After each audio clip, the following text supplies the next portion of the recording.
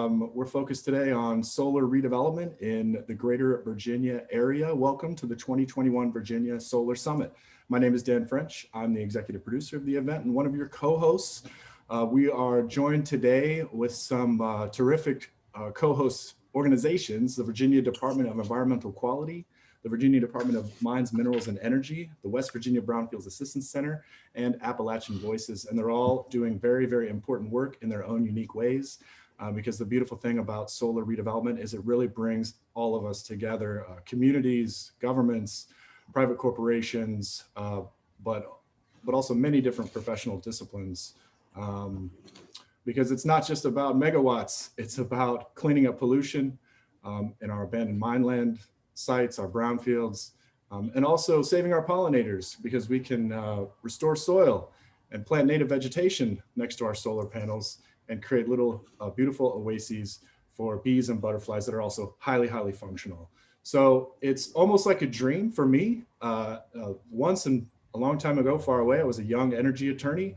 I worked for some of our very large energy producers, such as BP. And I was at BP when oil was running to $150 a barrel, you might remember. It wasn't that long ago in 2007 and 8. And the world was teetering on the edge of a triple collapse. We all remember the real estate crash, but we forget that oil prices spiked and the entire commodity curve exploded. And so we had wheat prices, corn prices, all went up in 2008. And when I was at BP, it was very scary. We were, some of the smartest people I knew in the world were freaking out. The century of scarcity, where are we going to get the energy? Where are we going to get the oil? That's why BP was renting that rig from Halliburton miles and miles off the coast and drilling under the seafloor to try to find energy. We didn't know where we would find it. And to see the tremendous progress from then to now really is pinch me stuff dream for me. When I thought right now we'd be talking about Mad Max Thunderdome. And instead, during the Obama administration, we actually doubled domestic oil production. So we drill baby drilled anyway. And whatever you think about fracking kind of won't matter very soon because fracking will soon go away. We have energy abundance on the table. Solar is already the cheapest form of electricity in the known universe. And we have a battery price war that's emerged. So storage is coming online in a very, very meaningful and significant way. And we're going to talk about all this and more over the next 3 days. That is a star-studded, action-packed, power-packed program that's nonstop. We're going to go fast.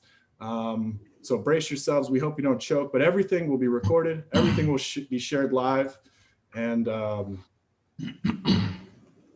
hang on to your seats. With that, I'd like to bring in my co-hosts. Let me start with Mr. Vince Maiden. He's with Virginia DEQ, and it's the second go around for Vince and I. We had the bright idea to blaze the Brightfield Trail early on, back in 2019. Isn't that right, Vince? Yeah, so like Dan mentioned, I'm Vince Maiden. I'm the Brownfields Program Coordinator at DEQ. Myself and Meade Anderson, who you're going to hear from a couple of times in this session, and he's the manager of the program. We are the Brownfields Program in Virginia, so it's easy. So if you remember our names, get our emails and phone numbers, you have an easy contact to any of your brownfield issues across Virginia. Dan mentioned in 2019, I asked Dan to help bring his Brightfields event to Virginia because I just felt like it was time. I felt like Virginia was on the cusp of really changing things. And that was in the era before, Zoom. And, if I said something like, I'm tired from Zooming all day, you'd have looked at me like I was a weirdo. But here we are in, the distant 2021, we decided to run it back again. And I guess today I would like the stakeholders, which is everybody that comes to this and many more, to think about not only how many megawatts we can put in Virginia, which we're going to do and across the globe, but how you put those in, the land use, how it's going to impact the land, and even more important, how it's going to impact the people around you, and to spin that into a positive thing to where we reuse and recycle lands and we give the communities what they need and want instead of just trying to produce the most energy and make the most green, the other kind of green. So with that, that's kind of where this conference I want us to go. I want us to do a lot in this, and I think we've got a great session, and I'm excited. Thanks, Vince. Yeah, we've got triple the numbers from 2019. We had not quite 200 people that assembled in person the first time we called this stakeholder assembly together. They're at the History Museum in Richmond, and today we had over 700 pre-register, and who knows how many watching on YouTube.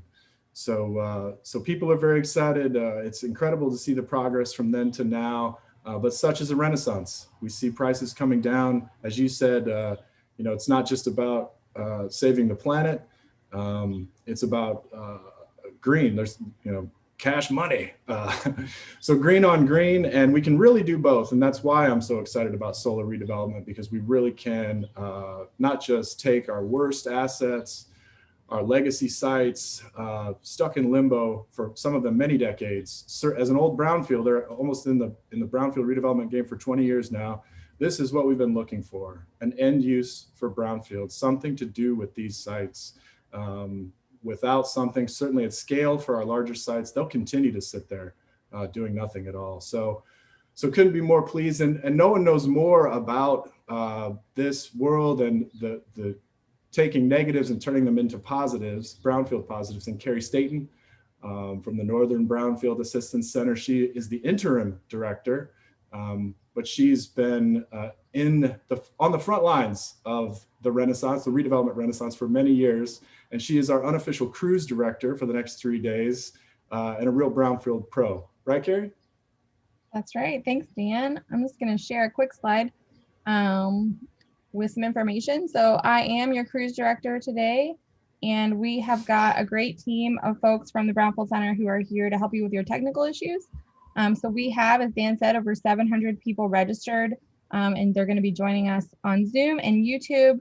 And wherever you're from, we want to make sure that you're interacting with us throughout the day. So because we have such a huge crowd, we are going to keep everyone muted except for our panelists throughout the next 3 days. But we still want to hear from you. So if you feel like it, you can introduce yourself in the chat, either on YouTube or in Zoom. Let us know who you are, where you're joining us from, your organization, your location. It's totally up to you. And then as we go through all this amazing content very quickly, if you have thoughts you want to share with the audience, questions for the panelists, we invite you to add those into the chat in either location, or you can use the Q&A section on Zoom. And we're going to be watching that throughout the 3 days. And if we don't get to your question live, we're going to save it either for later in the afternoons. We'll have some Q&A wrap-ups, or we're going to be putting together a frequently asked questions to share in your post-event materials. So definitely share those questions. We want all the questions. Don't feel like you have any stupid question. Everybody, if you have it, then probably 5 other people have the same question. So definitely ask it. And if you know the answer to a question in the chat, jump in there as well. We want to have as much interaction as we can, even as we fly through all of this great content from our expert speakers. And then we hope you'll join us for those Q&As later this afternoon. And if you have any technical issues throughout the next 3 days, you can see the slide that's got email addresses for myself, Kelsey Romer, who has been putting together all of our speakers and is going to be helping them a lot, but can also answer questions. And then Nicole Diaz, who is going to be your main contact for any audience questions related to the technology. So I'll just leave that for a second. If you want to screenshot it or jot it down really quick, I'm also going to drop it in the chat on Zoom so that you can grab that later. All right. Enjoy, and definitely I'll see you in the chat. Thanks, Carrie. Yeah, get those questions in. A lot of you use the official question queue. You can continue to use that. We're going to be monitoring that. You can fire a question for a specific speaker that might be coming up later in the program, or a specific session, or you can ask a global question. And we have our policy panel coming up later this morning. So get your policy questions in. There's no hotter policy cauldron in our laboratory of states than Virginia right now. And I really couldn't be more pleased to see the level of interest. We're really proud to put Virginia out front, and I do hope that everyone is dialed in either now or later, because the steps that they're taking are repeatable. And I think it's my personal belief that they have a very good prospect of working very well. They're not reinventing the wheel.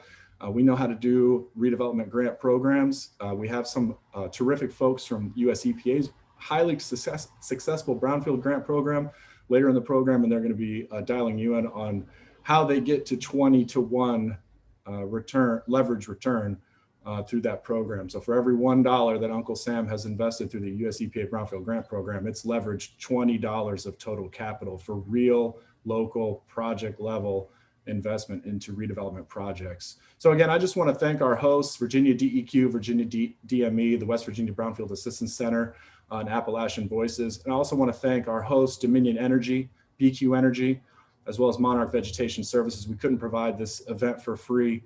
And a huge thanks to the tremendous team behind this event. Some of them, you can see their beautiful faces on the screen. Vince and Carrie, you've met. You can see Kelsey there, who actually fought through COVID last week, if you can believe that. She's a historic preservation person, but she's really a believer in the Renaissance now, and we couldn't get her to stop. So thank you, Kelsey, Nicole as well. And with that, I'd like to introduce our first keynote speaker from Dominion Energy, Emil Avram. He's their Vice President of Business Development. And if we can get Emil on this screen, thank you. Good morning, Emil. How are you today? Good morning. How are you? I'm doing fine. Better than I thought I'd be 15 years ago, as I mentioned. Just waiting on your video here, but we're all hip to the Zoom game now, so bear with us, please. But you've been in Virginia for a long time, isn't that right, Emil?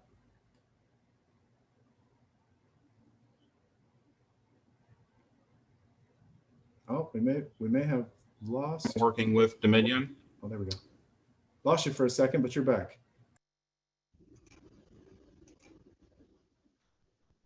Excellent. Sorry about that. My video was giving me fits and starts here this morning. Well, thank you for the intro. Good morning, everyone, and welcome to the 2021 Virginia Solar Summit. I'm thrilled to be part of this exciting program that our great hosts, the Virginia Department of Environmental Quality, the Virginia Department of Mines, Minerals, and Energy, Appalachian Voices, and the West Virginia Brownfields Assistance Centers have curated for you. Looking through the agenda, I think you will agree there are a great number of experts and leaders in the solar energy field that will share their knowledge over the next 3 days. There's surely a diversity of topics to be discussed, from permitting to brownfield development, to sustainability solutions, to land use, power purchase agreements, and even national and state program overviews related to solar energy development on greenfield or brownfield sites. I'm honored to kick off the summit and event today, and would like to leave you with some thoughts on the broad opportunities and challenges that lie ahead, and then announce our company's upcoming RFP seeking additional renewable and energy storage solutions at the end.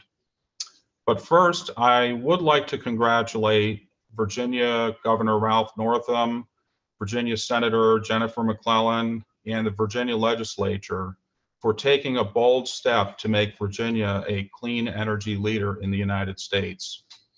And nowhere else in the country is there such a clear path provided in a manner that capitalizes on the benefits of the regulatory construct here in Virginia, with your vertically integrated electric utilities who can put capital to work in the most efficient manner for customers, while ensuring the balance of low cost, reliable, sustainable energy.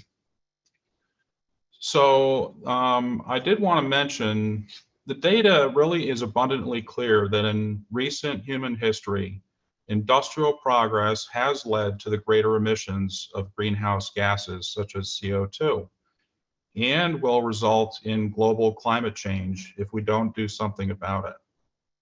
This doesn't mean that we have to stop human progress, but it does mean that we should recognize and acknowledge the causes and effects of our actions, and continue to be ever more innovative to solve these challenges before it becomes something much larger that we cannot reverse. We should do this for our future generations, if not for ourselves. Next slide, please. So illustrated on this slide, which is something that many of you have probably seen, is the current concentration of 410 parts per million of CO2 in the atmosphere, which is much higher than it has been since the last 4 ice age and warming cycles that occurred in the last 400,000 years. You can see the the 4 cycles that have occurred there on the left-hand side of the chart. We need to slow and ultimately reverse this trend. So, pivoting back to what I was mentioning, we need to accomplish and transform our electric system in a manner that is pragmatic, cost-effective, beneficial to communities, and allows human progress and the economy to grow and thrive at the ever-increasing pace. That's a tough balancing act. Sometimes those are at odds with one another, but we need to continue to drive solutions forward. The Virginia Clean Economy Act of 2020 is a major step in doing just that, driving solutions forward.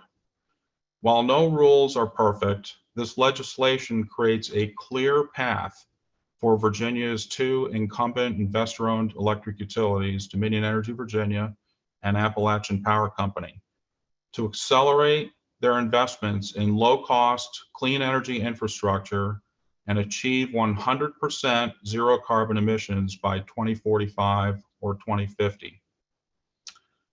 Next slide, please. And I don't use the word low cost lightly that I just mentioned. Utility scale solar energy is now the least cost option of all power generation technologies available to us to deploy today. I would not have been able to say that just a few years ago. So a summary of the Virginia Clean Economy Act as it pertains to our company is summarized here on this slide. And as many of you know, this cannot be accomplished without the help and support of hundreds of businesses, organizations, and governments along the way, such as state agencies, local governments, solar project developers, equipment and technology providers, landowners, construction contractors, environmental and technical consultants, PJM interconnection, non-governmental organizations, law firms, the Virginia State Corporation Commission, the public, and I can go on and on. But with major transformational change also comes great challenges. For example, if you add up all the clean energy infrastructure we plan to build or procure through 2045, it totals over 40,000 megawatts, which is about twice the capacity of our current system. This will require us to rethink our transmission and distribution grid because we can't enable that quantity of power generation on the system without expanding how we get it to customers. We were also reminded recently with the cold snap in Texas that electric reliability is also paramount importance, not only for a vibrant economy, but also for our safety and well-being. Our electric system is just that, a system. And if certain components of that system do not work when needed, the system can break down. It will be important in Virginia to develop solutions that maintain the near perfect electric reliability that we all enjoy. As more renewable energy is added to the grid, those complementary solutions, such as energy storage, advanced nuclear, green hydrogen, and other new zero carbon technologies will be ripe for wide-scale deployment. My father always used to tell me as a kid that too much of one thing is never good. And that can be said for our electric power system as well. That system performs well when diverse technologies are deployed, each serving one or two key purposes, such as least cost, or fast starting, or base load, or environmental solutions. Generally, the rule has been the more diverse, the more reliable the service, or too much of one thing has diminishing returns.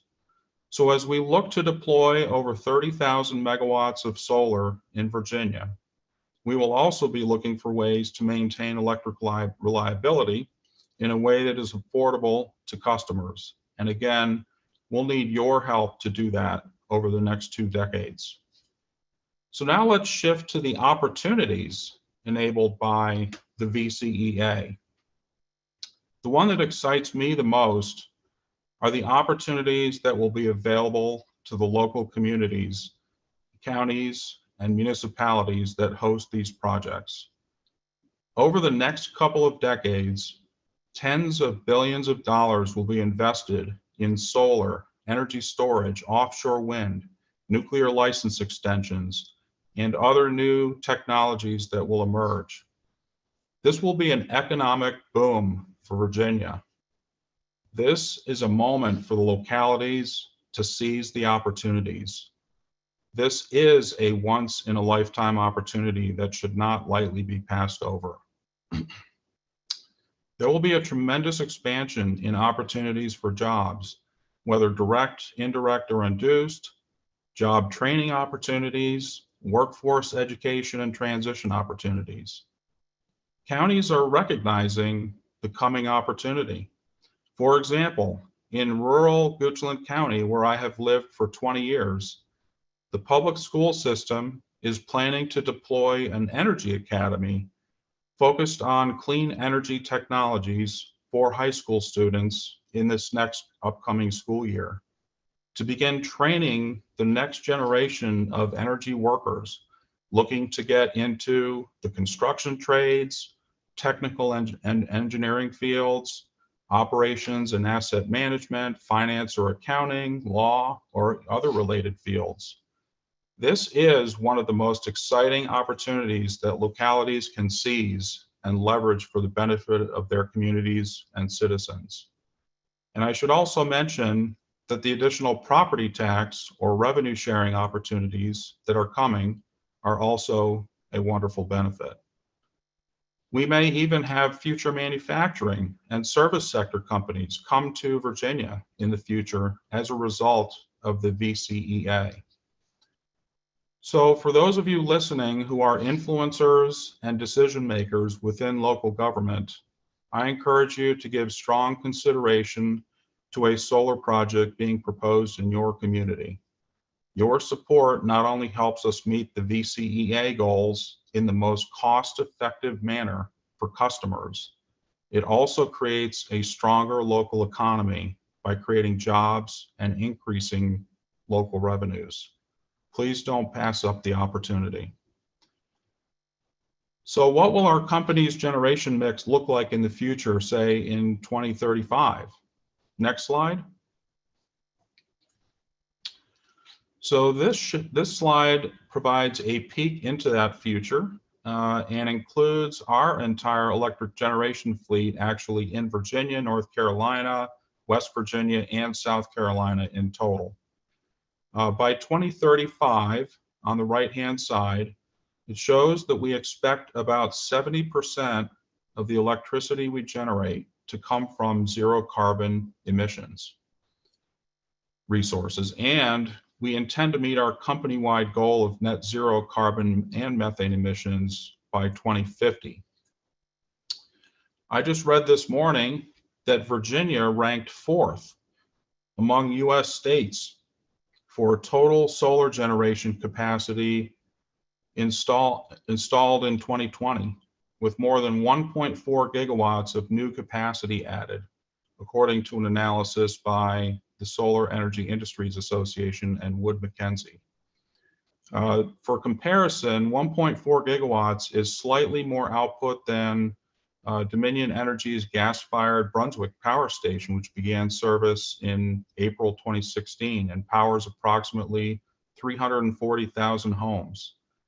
Much of that growth in Virginia came from large-scale solar farms.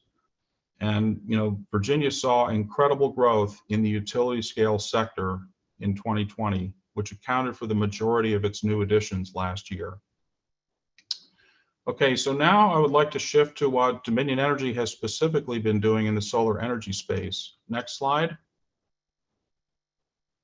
This slide illustrates our solar portfolio we have in operation or development across the US. Overall, we rank 3rd among our utility peers for owned solar facilities in operation or development.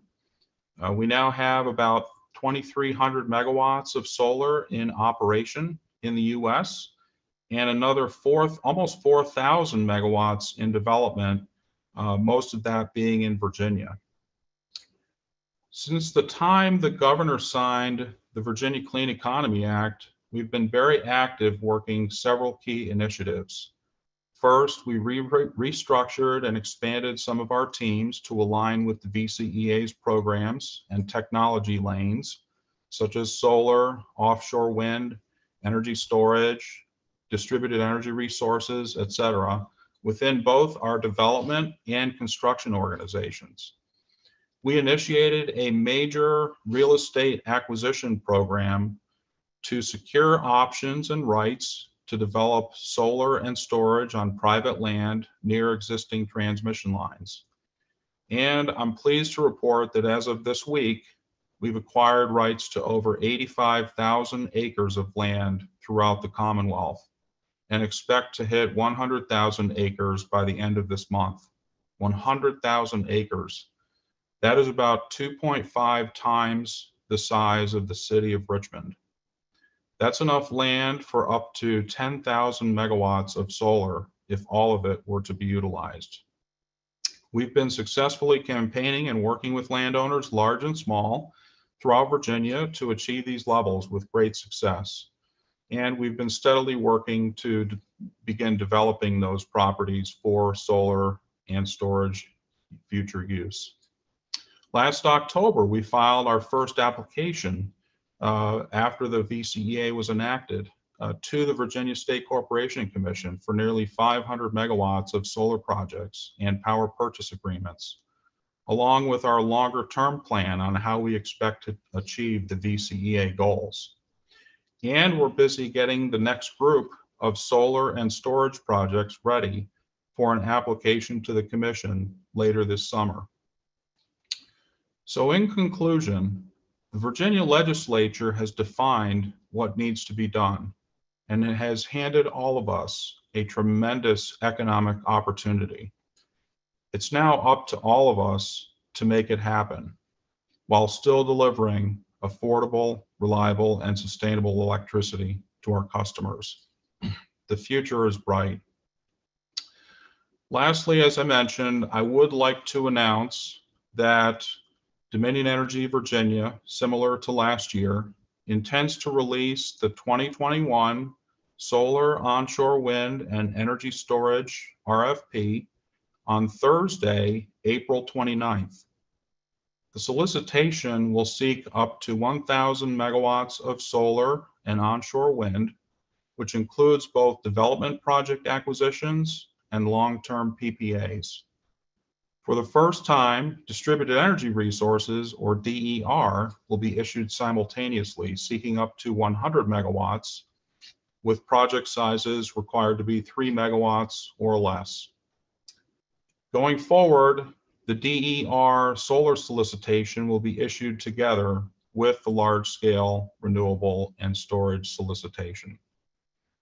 Based on the success of last year's informational webinar, we anticipate conducting a webinar in June following the RFP issuance to review that RFP and answer any questions with potential bidders. Some additional notable changes from prior solicitations are: number one, the inclusion of projects we are seeking that are located on previously developed or brownfield sites. And number two, a request that bidders include an environmental justice and community outreach summary in their proposals. So I want to finish with a short 3-minute video that our communications team has developed, promoting the development of solar energy in the Commonwealth and the communities we serve. I think you will enjoy it. Thank you again for giving me your time this morning as the keynote speaker, and enjoy the summit. Thank you. Thank you, Emil. That was terrific and newsmaking and literally groundbreaking. I love so much of that. It's real now. So let's build. It's the pipeline. We don't need any more patents, any more innovations. This is all being baked in this cake, and I couldn't be more excited for what it really means for everyone in Virginia, especially if we if we can do it all. Really seize the moment, as you kind of alluded to, collaborate. It's really, I think about this, I've been paying attention to this for a long time, and it's been so hard to get to this point. We weren't sure it would ever happen. So it's really just the end of the beginning. And now as we scale, it's up to us to grow how we choose to grow. The future is bright. The future is as bright as we build it, as bright as we will build it. And we will. So let's do that. Yeah. Thank you, Emil. We look forward to more of the RFP. Man. Yeah. And really appreciate Dominion plugging in, pun intended. And to see your commitment. We know you have a lot of work to do. It's a heavy lift for everyone, and not least of which you guys. But we know that your entire team, it's been great to get to know some of you guys this time around. We have a lot of you, obviously all of your teams are working on this. We have several different members representing the diverse group within Dominion, sprinkled kind of throughout our program. And we're really looking forward to all their different perspectives to see how we're actually going to take this down. So with that, yeah, thank you. Yeah, Emil, let me ask you just any final thoughts before we say goodbye? No, well, first of all, thank you, Dan, for emceeing the event. We really appreciate that, and really appreciate all of the other sponsors that have helped put this together and support the event. It's a great annual event, and I encourage all of you attending to make the most out of it. Get everything you can from it. There are a lot of great speakers who we've worked with in the past. We've got some of my team involved on other panels as well, as you mentioned, and they're going to provide some really good information about how to get involved, how to participate, and become part of this clean energy transformation here in the Commonwealth. So thank you. Yeah, thank you, Emil. And thank you, Dominion. Yeah, and all of our sponsors and all of our stakeholders. Don't adjust your dials. The good news is coming. It won't be on television today or radio. And it might be a little wonky, a little nerdy. We're detail-oriented here. But if you want to see how the Renaissance will be built, stay tuned. And plug in afterwards, because as I mentioned at the top, and it's worth repeating, we're recording live. You'll be able to come back and see, but we're also going to distribute all the presentations and some bonus materials and something we lovingly call the knowledge binder, a huge takeaway.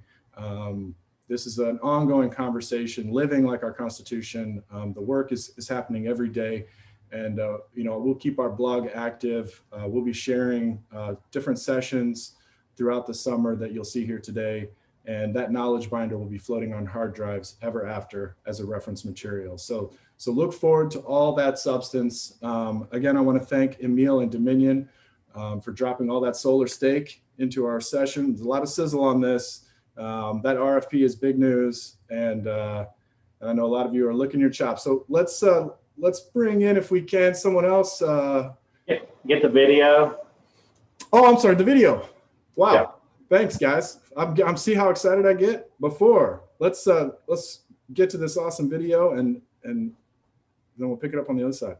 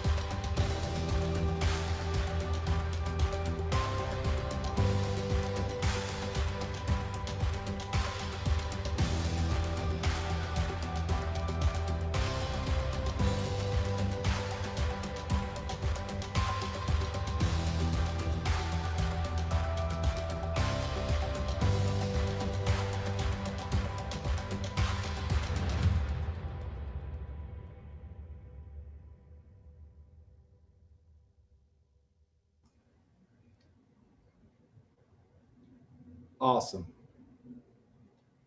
I said steak and sizzle. That was the music. That was the soundtrack that I needed. Thank you. And it's great to see that professional TikTok, all the different bullets, the diversity of the potential gains here and the opportunities are really obvious and objectively apparent. And I think that's why we've seen such tremendous bipartisan support for brownfield redevelopment for the last 20 years.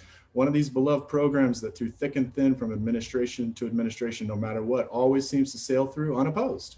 And we're seeing a similar type of thing translate into Brightfield redevelopment, including HB 1925 Delegate Terry Kilgore's bill, which just sailed through the Virginia legislature unopposed last month and sits on the governor's desk. We'll get to that. We've got a great policy panel coming right up. I want to bring my co-host Vince Maiden back into the conversation and get his instant reaction on everything he's heard so far and what Dominion's about to do in that fantastic video.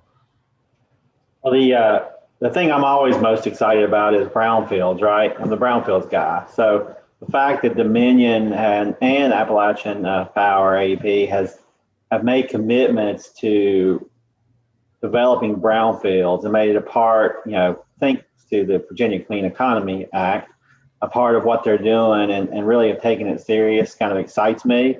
And I think there's a lot of developers that are really taking on the extra challenges of brownfields, which I think sometimes are overestimated.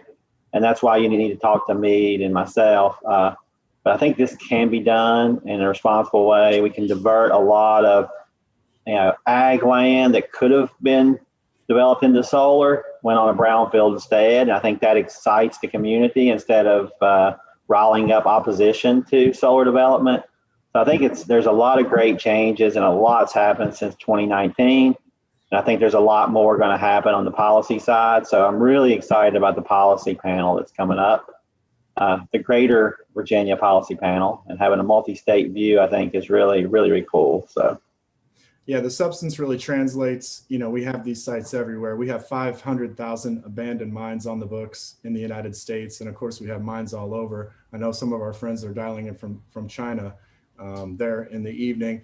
And I want to bring in a friend of mine and a friend of the solar space, Benoy Thanjan. He's a real solar maverick. You might have seen him at our 2019 event, and you may be familiar with his podcast, one of the most popular solar podcasts that's out there, the Solar Maverick Podcast. And I see Benoy plugging in now. Hey, Benoy, how are you today? Good, Dan. I really appreciate you having me. It's great to see this virtual format, being back in Richmond in 2019, to see how much Virginia solar is going to grow is really exciting. I'm excited to be a part of it. Thank you. Yeah, thanks for plugging in. We wanted to just talk to you briefly today because you talk to more people in the solar space, I think, than anyone else. You've got one of the most popular podcasts that's out there. So give us your kind of high level view. There's so much happening in the space, kind of from innovation to policy and everything in between. And we see Virginia stepping out in front. How do you react? I mean, it's pretty amazing to see just how solar has grown in just 2 or 3 years, specifically in Virginia. And it's exciting. Emil from Dominion did a great job of explaining, how Virginia is going forward with the clean energy power plan. And it's exciting to see how much solar has come to date.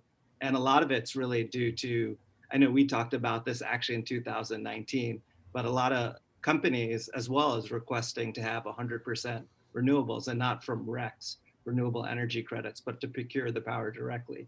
And that's because Virginia has actually a lot of data centers. So the big technology companies like Microsoft, Amazon, actually Visa with their data center in Virginia announced power purchase agreements, which I'm sure you're going to go a lot into detail about, which is basically providing electricity from solar, which has allowed a lot of development of solar in Virginia. And I know that Emil talked about utility scale solar being the biggest driver in Virginia. But I think what's exciting is other types of solar as well. You mentioned developing on brownfields and brightfields, residential solar on rooftops, commercial, industrial, and then as well, community solar, which Virginia had an RFP for. So it's a pretty exciting time, both from the solar industry. We're seeing costs to continue to decline. And the investment tax credit, if everyone's not familiar, is a 26% incentive off the cost of the solar system. So the future is really bright. It's really exciting. I know, like, we're a solar developer based in northern New Jersey, and we know a lot of developers who are focused on the Virginia market because it's really one of the big markets in the US, and specifically in the Northeast and Mid-Atlantic. And I also wanted to say, I interviewed actually Dan on the podcast, episode 49 of the Solar Maverick podcast, which you could find on all podcast platforms. And he talks about brownfield development, which I think is an important part of the development of solar, and taking land that can't be used for a lot of different purposes, but are perfect for solar. So, yeah, thanks. It's one. Benoy, I guess Dan, I had a quick question for him. So, as an outsider, who's been obviously involved with Virginia as well, and you talk to a lot of folks across the country. Virginia's made great strides on policy. With our policy panel coming up, is there any more you think that policymakers could be doing, should be doing in Virginia to really take this to the next level and be the model for how you should do this across the country? Yeah, definitely. I'm excited to hear it for the policy panel, Vince, like really the REC incentive and how RECs will be used to incentivize renewable energy development in Virginia. And I'm curious what those values will be. I don't know I think it's still in the process of being negotiated.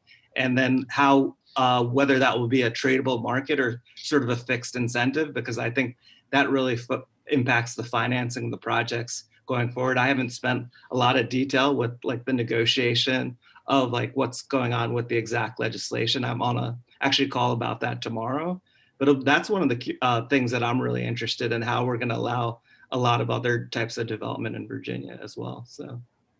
Yeah, well, we've got Delegate Kilgore queued up here soon, and a great policy panel of diverse stakeholders. So it should be something they can talk about. Yeah, and go ahead, Benoy. Oh, definitely excited to hear about it, Vince. And I think both you and Dan have done a great job from 2019 and then organizing this. So, I'm really excited. 3 days of really great content, and I'm really excited to listen to it. So thank you for organizing it.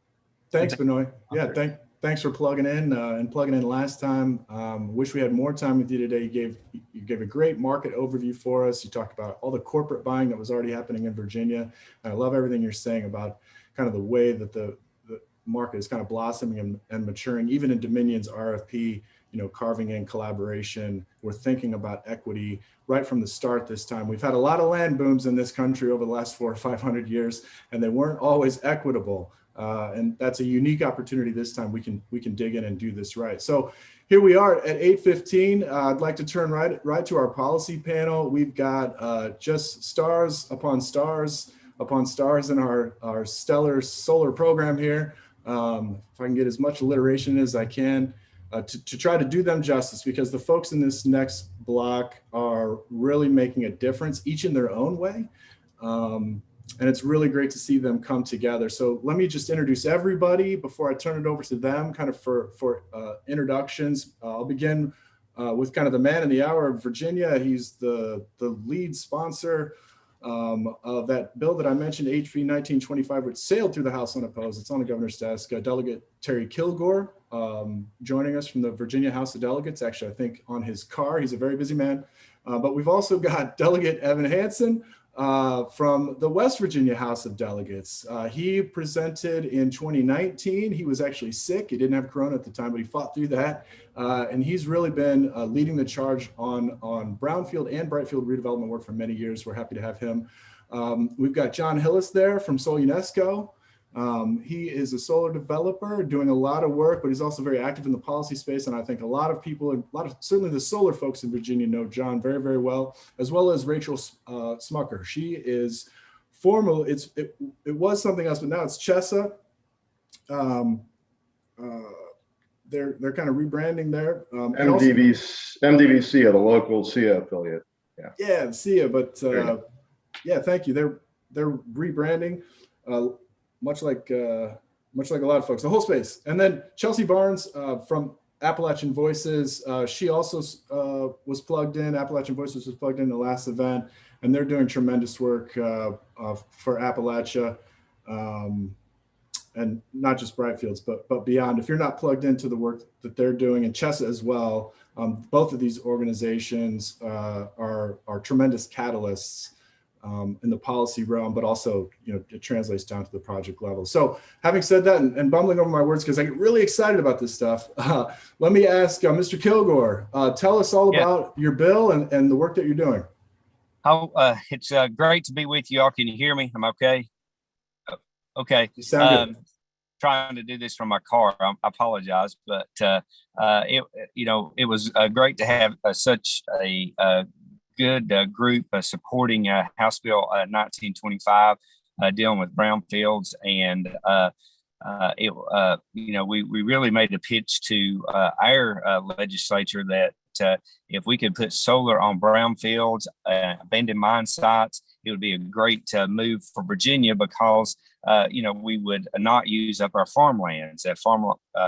Farming is still very important in Virginia. It's probably our best economic driver, but by using some of these brownfields and abandoned mine sites, it would be an opportunity. In Southwest Virginia alone, we have over 71,000 acres of abandoned mine sites that are available, could be available for solar projects. So we thought it was a win-win situation for us, and working with a vast group of stakeholders, Appalachian voices, all the way up to Dominion and others to get something through the General Assembly. And it was a bipartisan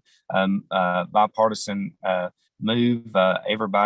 Everyone should be for this. It takes away the opposition from individuals who don't want it in their not in my backyard type opposition. So we're really excited. We're really excited about moving forward, getting some funding, working with our federal partners at EPA or Department of Energy to get some funding for this opportunity. Thank you. That's awesome. It really is the perfect kind of marriage and the perfect time. And again, everybody knows that this kind of stuff works. There is this kind of public role, these stranded sites. We have these legacy sites with these risk issues, and to get new capital to approach them, we have to be able to bag the risk. And we got a lot of great sessions. Just looking ahead in the program, on day 3, we've got a session on legal. We've got some great lawyers and insurance folks, and they've been wrapping this stuff up for a long time. And no one knows that better than Mr. Evan Hansen, our delegate from West Virginia, who's really been a brownfielder like myself. Evan, can you tell us kind of about the work that you do and been doing, and how you kind of came around to get passionate about Brightfields in particular? Sure. I'm an environmental consultant. I've been doing this work for decades now, and just got elected to the House of Delegates a few years ago. So this is my 3rd legislative session right now. And one of the reports that my company, Downstream Strategies, put out a few years ago looked across the state of West Virginia to identify roughly how much land was available for solar development on former coal mines and other brownfield sites. And we found that there was about 200 square miles that deserved a closer look. And, that's a lot, considering that in West Virginia, we have so little solar developed. According to SEIA, we only have 11 megawatts of solar in the entire state of West Virginia, and no large-scale projects. There is a 2.6 megawatt solar array that Toyota is building for their facility right now, so that'll make a difference. But there's a lot of degraded land in West Virginia. Former coal mines, surface mines, mountaintop removal sites that's been flattened. Other types of brownfields. The mountaintop removal sites are largely in the southern part of the state, bordering on Southwest Virginia, but they're also in my part of the state in northern West Virginia. And then other brownfields are along the Ohio River in that industrial corridor and other industrial sites. So there's a lot of opportunity, and I don't know if this is the right time or if a later time will be more appropriate, but we took some steps last session to facilitate solar development on these sites, and we're already seeing the fruits of that in terms of projects and jobs. Do you want me to talk about that now, or you want me to wait? Yeah, let's let me go around the horn before we open it back up, and I'll pick on Mr. Hillis, Jon Hillis from SolUnesco, who's been doing a lot of this work and is not afraid of brownfields either. So Jon, please introduce us to you and the work that you're doing. Sure, and I'll address that brownfield comment in a second. Not afraid of them, but still trying to figure that one out. So I'm president and co-founder of SolUnesco. We're a utility scale developer operating primarily in Virginia. Currently, I sit on the Virginia Solar Energy and Energy Storage Development Authority, board chair of SHINE, which is the utility scale solar's workforce development initiative in Virginia. And previously, I was on board of MDVSEIA, now Chessa, and I chaired the Virginia committee back in the mid-teens, 2014, 2015, back when most of our asks were along the behind the meter DG net metering side. So very different back then, and it was only, 6-7 years ago. So that's my background. I'm still involved with the policy in Virginia regarding utility scale solar, but I know Rachel Smucker is here, and I'm glad to see her here, because if I misspeak, I'm certain she'll correct me. So. Thank you. That's actually a perfect segue to Rachel, who I can see. There she is. Yeah, Rachel. And I couldn't find it before. It was it's now the Chesapeake Solar and Storage Association, That's very right. apropos rebranding that I couldn't get to, but I love it very much. Please tell us about yourself and all the exciting things that are happening at Chessa.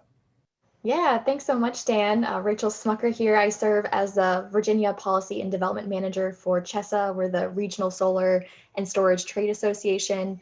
As Jon said, SolUnesco is a member of ours. We represent solar companies across the DMV region and really try to push for strong and progressive solar policies at the state and also the local level.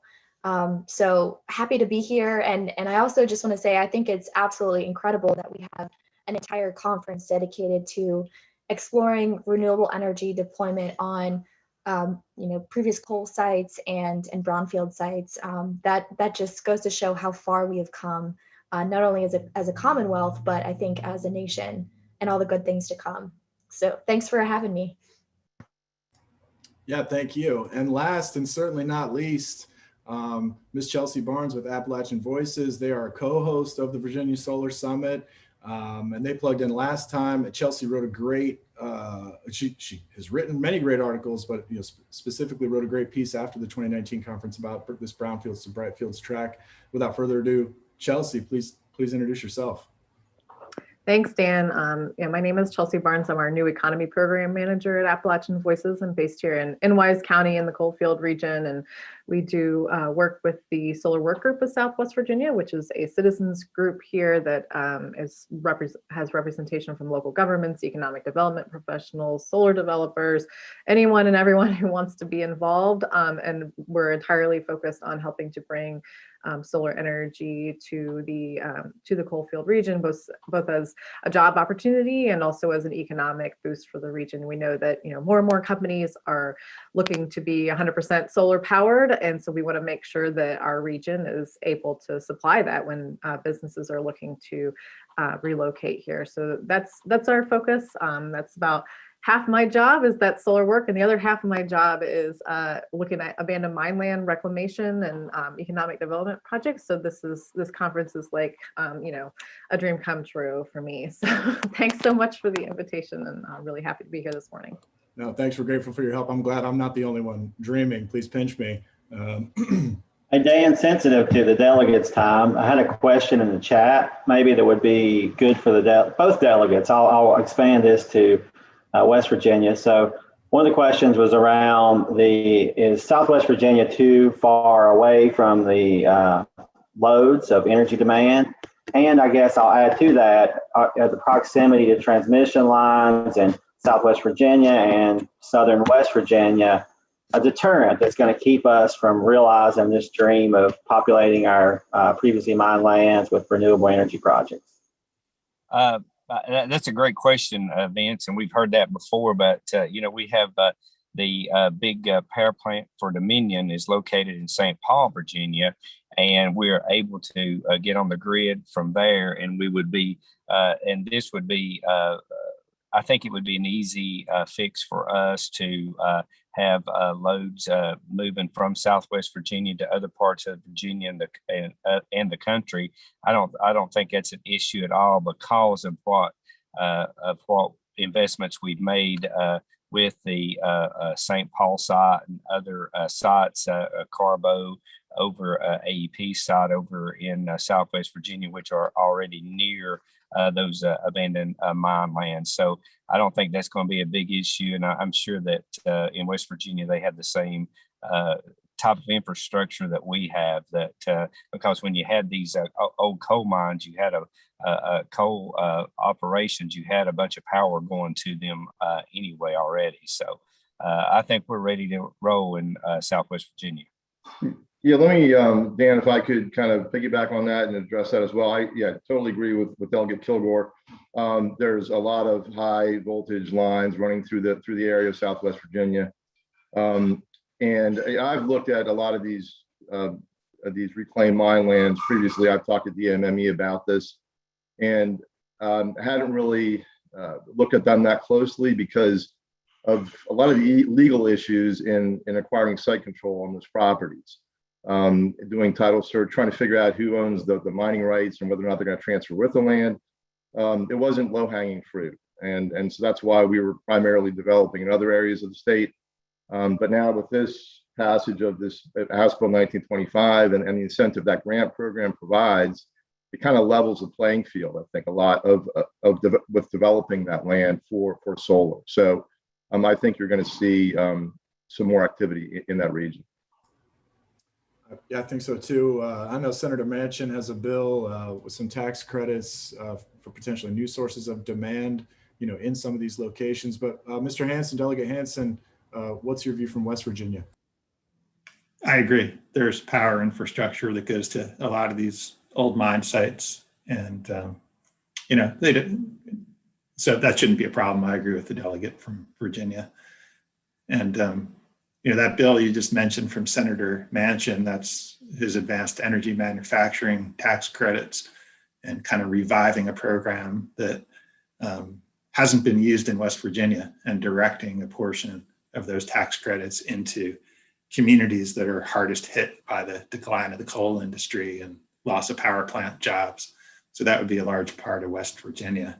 And if we can get some of those manufacturing operations to site in these communities that really need to diversify their economies, you're right that would create some additional electricity demand, and to the extent that they demand renewables, could provide greater incentive to build on these former mine sites. Sure. Yeah, I'll even take some server centers out there, just beaming things up into satellites, maybe if it will suck a little juice. But Rachel, come in on policy and how you guys are seeing the very fast and rapid evolution of the policy landscape in Virginia and West Virginia. Well, I'll always speak for Virginia. I cover Virginia, Maryland, and DC. But I have to say the Virginia Clean Economy Act and a lot of the other clean energy legislation that's been passed over the past couple of years, including House Bill 1925, are really setting a really important foundation for the Commonwealth, and is attracting lots of investment and interest from developers. I mean, even just in the past 6 months since the VCA was enacted, we've had a number of new members want to come into the space and express interest in joining the association. And I think that's a really good sign of how we're going to continue to see investment dollars flow into Virginia because of this policy, and some of the more recent bills that have passed. So it is really important that we have kind of our policies be a guiding light for where we want to go, and the VCA and House Bill 1925, those are beacons for us, and can really drive a lot of renewable energy deployment. I think we'll see that continue to happen in the next couple of years and beyond. Yeah, absolutely. And Chelsea, I mean, no one's really tracking the geography the way that you do. Can you just add, what's your view on HB 1925 in particular, certainly standing on top of the Clean Energy Act?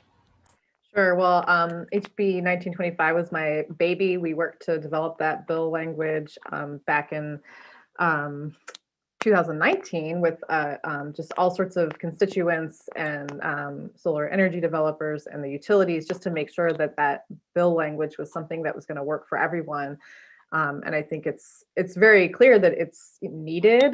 That kind of policy is needed to help level the playing field, to help reduce pressure on farmlands and forest land. And also, just to speak to the equity piece, that's, there's the Appalachia, Southwest Virginia, these are the regions that have powered our nation for more than a century. And we have sacrificed so much, the people here have sacrificed so much to provide everyone in this country with cheap electricity. And now that we are shifting the way that we produce energy, we really owe it to these places to let them in on the growing opportunity of renewable energy development. So I think, it's a really good policy. Everyone agrees, it's needed.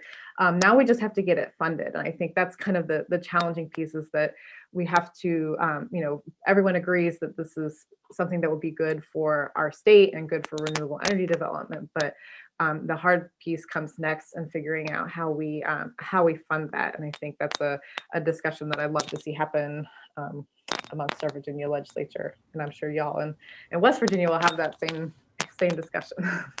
I guess I got a follow up to that. So you mentioned it's a great bill. I've been really excited to see it happen. I'm excited to see the governor sign it. However, it's unfunded unless there's federal dollars that come into it, which are not currently obligated. The Virginia Brownfields Assistance Fund was created. Everybody slapped hands, celebrated how great it was. And then it was a decade or so later before it was funded by the state General Assembly. So how, as policy advocates from any of this group, do we make this great idea a reality and get funding into it and commitment from both state or federal side? What can we do from this point forward? And you're welcome to add to that, Chelsea, but any ideas, but anybody on the panel, really. Yeah, I mean, I can start, since that's been what we've been working on. I think there's a lot of interest at the federal level in funding programs like this. EPA, NREL, lots of the state agencies are thinking about this, because it is a real challenge. Not just in Virginia, it's a challenge across the country, that we're already seeing localities here pushing back against solar energy development because they're concerned about land use, they're concerned about farms, and they're concerned about forest land. So I think it's something we have to address head on, and think about how we're going to move more solar energy development onto brownfields and onto rooftops, and so that we're reducing pressure on localities. So I think there is we'll continue to engage. I wish Delegate Kilgore was still here with us. I know he had a busy morning, but I know he's been talking to federal officials. So, and I think with the expected infrastructure package that will be coming down from the through Congress, I think we'll see some opportunities there. At the state level, I think it's just a conversation we need to start having with our legislatures to figure out how to pay for it. I think there's everyone agrees that it needs to be done. It's just a matter of thinking through how we're going to fund it, whether that's through some sort of tax, or whether it's appropriations, or whether it's something that's on utility bills. We'll just have to figure that out.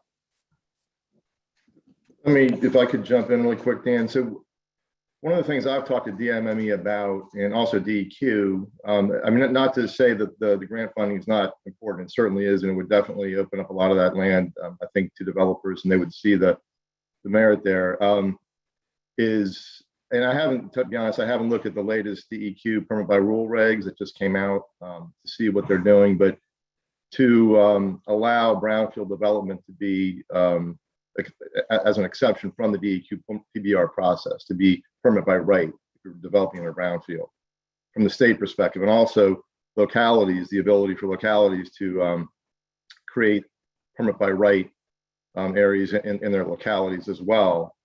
That would just open up a lot of this land so developers know that they can develop that land and that there's no risk involved. So that in conjunction with a funded grant would really spur things. But in the absence of that grant funding, I think those measures would go a long way as well.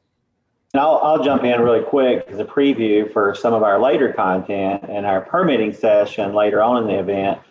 Beth Major will be talking about that permit by rule changes. There's always been an exemption that was just not quite understood in there for brownfields if you don't disturb additional lands.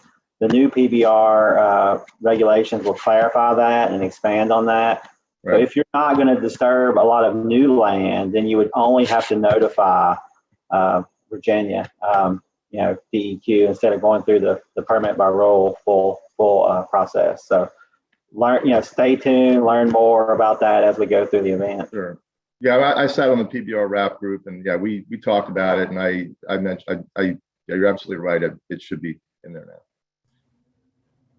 Yeah, thank you. Great stuff, and I appreciate that tease. Yeah, we have a whole session on permitting, and it's followed immediately by our daily Q&A wrap, the expert session, where each day we have a different bank of experts, although I think Vince is going to roll through each one each day. We're going to pick on his big brain, where you can get all your questions answered. We'll really be able to chew on this tactical detail because, again, now with so much policy on the books and in the pipeline in Virginia, it's down to tactical implementation and administration. How will DMME implement these rules, which hopefully, just to come back about funding, let's pray for Infrastructure Week's true success this time around. One of these weeks here, we'll finally get something. And it's really small dollars here.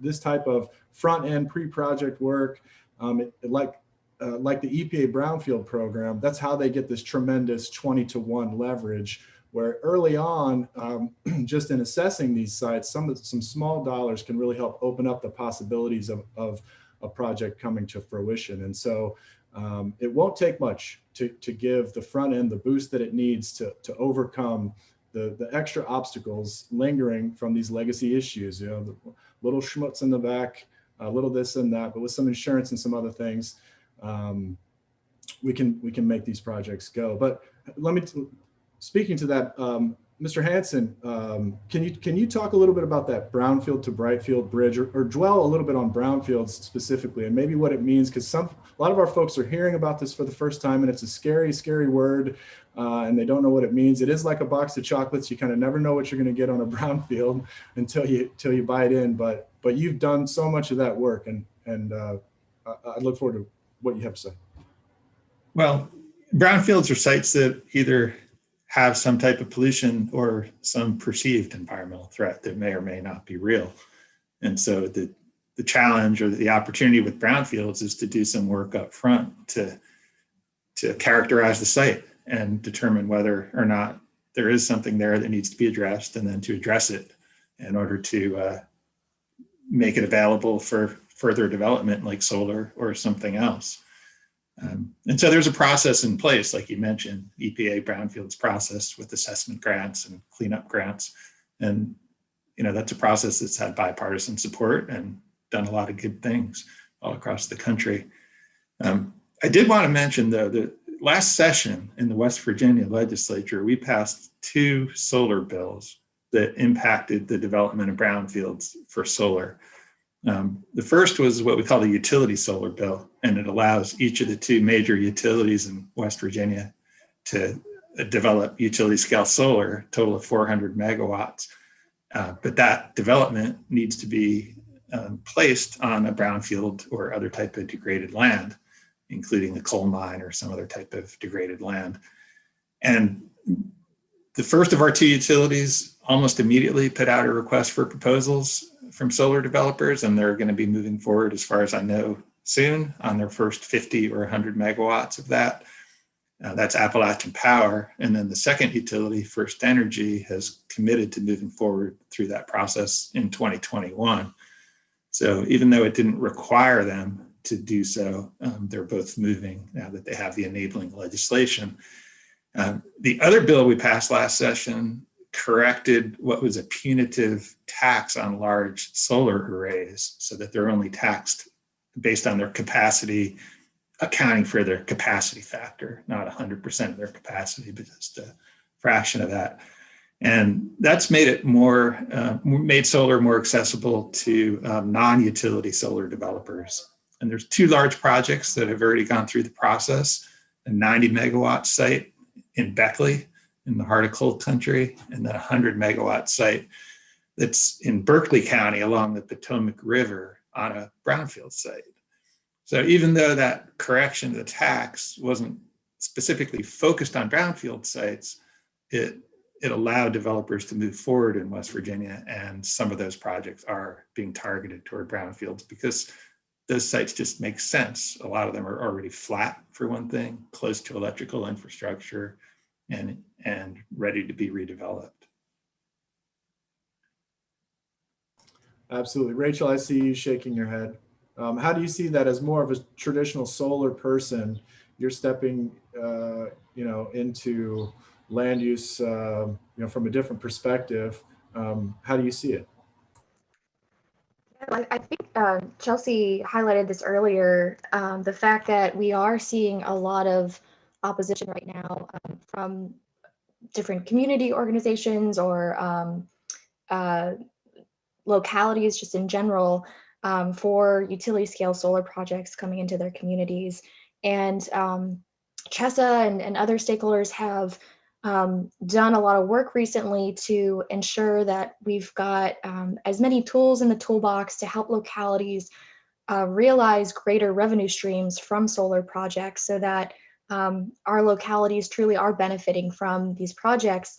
But I think we're still going to see that tension play out over the next couple of years. And as we are ramping up our solar deployment in Virginia to meet the needs to meet the requirements of the VCEA, I think that's really going to come to a head, and developing on brownfields and former mine sites, I think, can help to reduce that tension and field solar projects into those areas. As the delegate from West Virginia said, brownfield sites, they are prime sites. If they're already ready to be redeveloped, a lot of them are flat.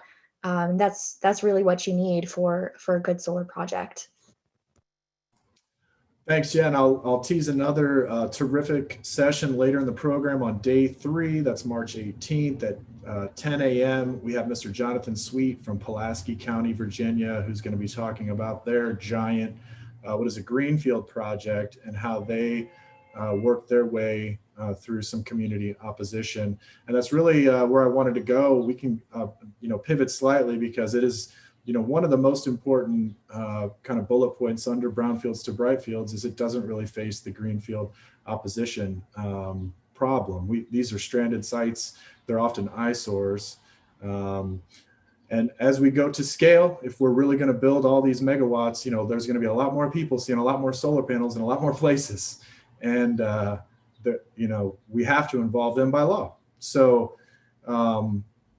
Chelsea, if I can pick on you, how are you thinking about community opposition going forward as we really start taking solar up to a scale that I think that most people really don't have a picture in their mind of where we are about to go with the growth? Yeah, so in Southwest Virginia, where I do most of my work in communities, we haven't really experienced much of that problem because folks here, like you said, we've got eyesores all around us. We have the scars of the coal field region, of the coal industry all around us. And I think that there's just a mentality here that, that it's not so much of a sacrifice to see energy production on your land. It's something that people here have been proud of for a very long time, is that they're an energy producing region. So I don't think we see that same kind of pushback here in the coalfield region specifically, just because, people are either there's land to clean up and doesn't solar look better than what's there right now, or they're just of the mentality, well, that it's going to bring in jobs and it's going and it's going to continue our energy producing heritage, so why would we oppose it? But thinking more broadly than just our little corner here, I think that one of the things that we just need to be doing is helping communities, as Rachel kind of talked about a little bit, and realizing as much of the benefits as possible. And I think that's something that our DMME has done a great job of doing, is helping to work with localities to help them understand how they can maximize tax revenue, how they can work to get the most benefits out of the project as possible. Something we try to do here is insert things like local hiring requirements so that we're employing people locally to build the projects or otherwise,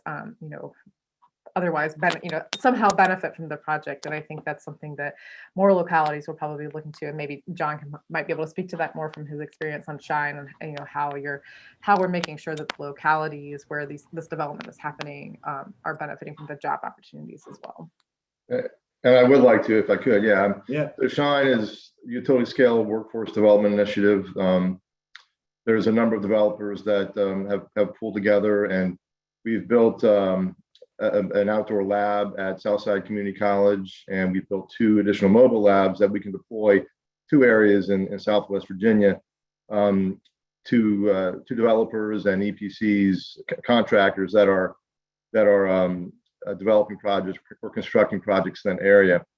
Right now, we're just seeing, I think, 65 to 70% of the workforce that's constructing these projects in Virginia is coming from out of state, and we need to deal with that, especially when we're developing in Southwest Virginia. We want to make sure those jobs stay there. So we're trying to work with local community colleges to train up local individuals to work these projects to the greatest extent possible. So we've had some hard times working through the COVID pandemic and doing these and providing this training. We're hoping that we'll start to loosen up right now. I know we're starting our first mobile training program at Central Virginia Community College, I think later on this month. So we hope to expand from there with additional mobile labs. Thank you, Jon. That's great. And before Rachel, you can jump in, I'll just tease quickly. We do have a solar job session almost 24 hours from right now, tomorrow, 9:45 a.m. Because it is a key issue. And if you're watching out there, if you're a young person thinking about what you want to do with your life, I just want to say one word to you right now, one word: solar. Rachel, please go ahead, jump in. I love it. Yeah, I just wanted to tag team off of what Jon was saying. Shine actually just received state allocated dollars in the most recent budget. And it's really exciting because that is going to provide Shine the opportunity to deploy an additional mobile lab and also fund a new full-time position for the program. So the program is growing, and really the goal for the next couple of years is to scale it up dramatically so that we can deploy a couple different mobile labs all over the state, and we're really able to get people through the program quickly. Right now, the program is a 10-day program, and we're exploring cutting that down to 3 to 5 days. And so we're really trying to do everything we can to get this program off the ground and make sure that folks have access to these jobs, and that Virginia is capturing the direct wage benefits and the job creation that is a result of our policies. Thanks. Yeah, it's so important to stress. I just don't think that the message is getting out there. It's a boom, and we have a people bottleneck. There's just no doubt about it, and it's not going away. This work is just going to continue to swell. And I kind of want to come back to Chelsea a little bit. I know you're not experiencing kind of the regular community opposition, but in this energy transition, do you still see reticence to solar in general? Maybe not landowners who don't mind now putting solar panels on their old brownfields, but even just regular folks out there looking for jobs. Is the message getting out there in Southwest Virginia, but also in West Virginia, that, hey, we can leave our old energy legacy behind, but step right into this Jetsons future? Yeah, I'd love to hear Delegate Hansen and, again, Delegate Kilgore would have been able to speak to this really well, but I'll try to do my best to represent the views of folks here. I think that there's still some folks out there that are think that solar is the reason that coal has gone away, which, we know is not the immediate reason for coal declining, obviously, clearly. It's been declining for decades before solar ever really took off. So I think that, we are I still think there's a little bit of that from some populations, but I think for the most part, our leadership has really stepped up and realizing that this is the way of the future. And I hear state legislators here, I hear local leaders here, local government officials here saying all the time that we need to show people from outside this region that we are part of the future. We are, part of the new energy revolution, that we are not still living in the Stone Age, that we can be a solar producer. I think, and it's just something that folks recognize as part of the reality of the future. And I think, would love to hear Delegate Hansen's thoughts on this as well. But I think you're still going to see a little bit of that mentality of the anti-solar. Yeah, mentality. Chelsea, as a Carrie in Southwest Virginian who now lives in Richmond, I've seen a tremendous change in my lifetime on the attitude towards renewable energy in Virginia. I've seen coal communities become Soul Smart. You're going to learn more about the Soul Smart program. We have 3 counties that are now Soul Smart and that are coal producing counties. I guess I would like to ask Delegate Hansen, are you seeing that kind of change in West Virginia on attitudes as well like we've seen in Southwest Virginia? Yeah, that's a really interesting question, and it's kind of a touchy question. It's still sometimes hard to talk about because I do try to talk about this issue a lot, and people take it the wrong way. People think you're either for or against something, even though there's really a gray area. So I think the thing to recognize in West Virginia is that the coal industry, despite all its troubles, is going to be around for a while, and we're still going to have coal-fired power plants in West Virginia for a while. There's going to be fewer jobs than there were in the past, but there are still going to be many jobs, and those jobs are really important, not just to the people who have them, but their families and their communities, and then they generate a lot of tax dollars. So this is important. But that being said, there are so many opportunities with new energy jobs that we need to make sure we attract as many of those as possible. But there's still resistance. So for example, I mentioned after we passed a bill last session that dealt with that punitive tax, one of the proposed solar developments that came right after that was outside of Beckley in Raleigh County, which is, a coal county historically. And they needed to negotiate a payment in lieu of taxes, or a pilot agreement with the county commission. And that was a very contentious negotiation because people in the community did not want to sanction any development that might cause less coal to be mined and burned. I mean, it really came down to that, even if there was not going to be a direct connection between that solar array and any particular coal mine in Raleigh County. Now, ultimately, they agreed to a pilot agreement. And it was kind of interesting because the labor unions were publicly supporting this solar project. The local Chamber of Commerce was publicly supporting it. And to me, that's a real indication of how things are gradually shifting here. If you have the unions that have typically, supported the mine workers, because the mine workers have been such a powerful union in West Virginia, if you have them supporting a solar development and the chamber, we're on the cusp of a real change here. But I think the change in West Virginia, unlike in Virginia, where the legislature is taking these big, bold steps to transform their energy economy, that's not what you're going to see in West Virginia. In West Virginia, you're going to see smaller, bite-sized bills that have real impact, but then it's going to be sort of an iterative process where we see the benefits of those first bills and the unions are on board, and you get a few hundred workers here and a few hundred workers there, and you start pumping money into the county budgets and the local school systems from these solar developments, and people start to understand that this is real. It's not just this fantasy that Delegate Hansen is talking about in other states, but it's something real in West Virginia, and will be more of a constituency to build on those successes and to go even further. So I think it's going to be a gradual process, but I think we're in it now, and we're starting to see the benefits already. Thank you, Evan. That's great. Before the pandemic, we took the Virginia, what we were doing in Virginia, to the West Virginia Brownfields Conference and presented.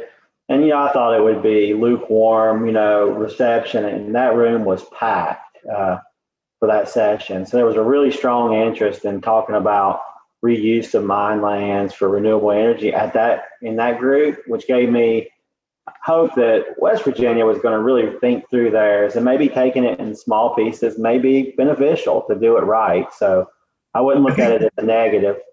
No, I think it is beneficial because also if you talk to a lot of legislators, there is a recognition that we're in the midst of a transition, and managing that transition is one of the more important things that we're doing right now. But if you think about where we are today and where we want to be 10 years from now, we may actually get further over 10 years if we take incremental steps and bring people with us rather than try to do something big and just stall and fail. So that's where I am with it right now. Thanks. Yeah, I really appreciate those comments, and I tend to agree. And I feel like we're really, when I mentioned the end of the beginning at the top, and I feel that because we've kind of passed the peak and we're rolling down the hill now. As these projects become more economically viable, and as we find ways to make them more environmentally productive at the same time for bees and butterflies and other things, people should be getting on board. And I just want to, before I throw it to Jon, actually, to weigh in on his perspective, kind of at the project level and in the private sector, I want to come back, on this debate about the death of coal and has renewables killed coal? No, it was fracking. We had the biggest carbon boom of all time in a shocking 8-9 years of drilling that began kind of right in the teeth of the last recession. And I was involved in some of that work. We were switching out coal-fired power plants for more efficient natural gas plants. So it was a bridge fuel. It was the biggest carbon boom of all time, but maybe the shortest with the way that prices are plummeting for solar and wind and now batteries. Tremendous transition, a renaissance, as we say. But Jon, you're actually out there making it real and doing the work, a square foot at a time. How are you, approaching this renaissance? Especially as you're, engaging these communities? Good question, Dan. I think this is a good transition from talking about brownfield development to greenfield development, because right now that's primarily what's happening in Virginia. We definitely want to be able to develop the brownfield areas that we're talking about in the coal region. But right now, the low-hanging fruit that's been developed since 2015, when we had the initial legislation passed, putting 500 megawatts in the public interest, it's all been greenfield development for the most part. I think a couple projects may have been brownfield, but and that's where developers have been focusing, looking at timberland that's been on timberland and farmland that's been located adjacent to 115 and 230 kV lines, with landowners that own hundreds of acres. And that's really where you have to focus as a developer, as it being the low-hanging fruit. Those sites are starting to go away, and we're having to be more creative in putting together multiple landowners. We're working on our project right now where there's going to be likely over 50 landowners involved. With that being said, we want to make sure we're removing roadblocks to that development, and we're also not putting additional roadblocks in place. And the developers have been developing a lot of these projects for 3 or 4 years. And with the new PBR regs coming out, and with potential legislation, we want to make sure that those developers are not penalized for being the first implementers, the people out there leading a charge, trying to develop projects to meet these goals, not from the 2015 legislation, but from the Clean Economy Act, which is now requiring 16 gigawatts of renewable energy to be put on the grid. So I think we need to be conscious of that, but still be sensitive to the development and the economic and ecological impact that we're creating. But it is a balancing act there. So that's my perspective on it. I'm sure Chelsea has a perspective on it as well, and we respect the perspective of that community. But we need to be sensitive to the developers and the money they put in place these last 3 or 4 years.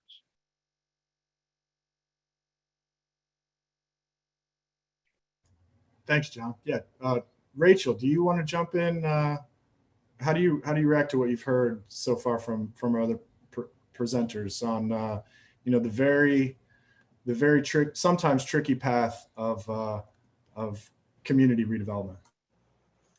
Yeah, I think John had it right. And some of the comments Chelsea said previously as well. I mean, we're developers, the developer community, we need to come to the table as partners, and we're very committed to coming to the table as partners with our landowners, with our localities. And I think it is going to be a little bit of a trust building exercise in the first couple of years as we're really scaling up development in Virginia.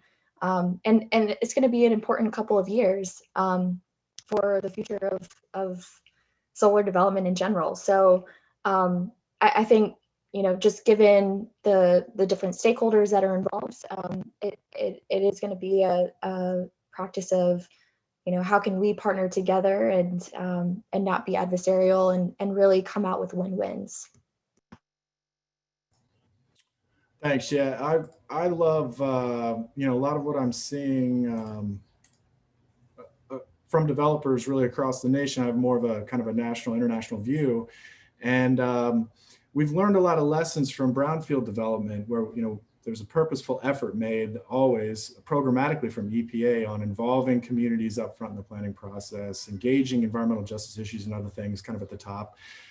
So we're not starting from scratch. And I've seen, really amenable solar developers, very amenable to community input. Sometimes a community walkway along the side, artfully landscaped along the side of a solar field is beautiful and is an added community amenity that can go a long way into getting buy-in. So there's all kinds of tactical things, and if we can be open to it, we can really maximize the opportunity that Dominion started us off talking about today, and I think we've all kind of been circling around. It's how often do you get one? I didn't think I'd see another land boom in my lifetime, but here we go. And if we do it right, everyone can win, including Mother Earth. So I'm super excited. Who can save me from my excitement? So let me just jump in really quick, Dan. I agree with the community involvement.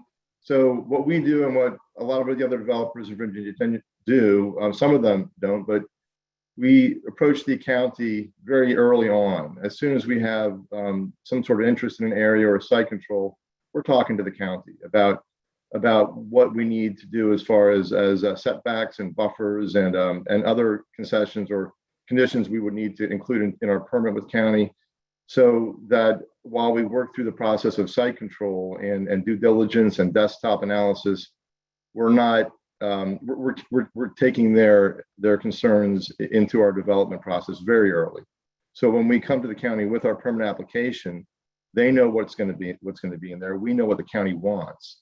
So I think as developers, we have responsibility to be to approach the county very early and have that back and forth with localities. Yeah, Dan, I'll know that, you mentioned it, but brownfielders across the country in Virginia, one thing we do good is community engagement, and it's built into the process. So a lot of you came here for a solar conference, but you're also getting a brownfield conference, and there's multiple sessions, including one today with EPA and DEQ, where you'll see a little bit about the brownfield process.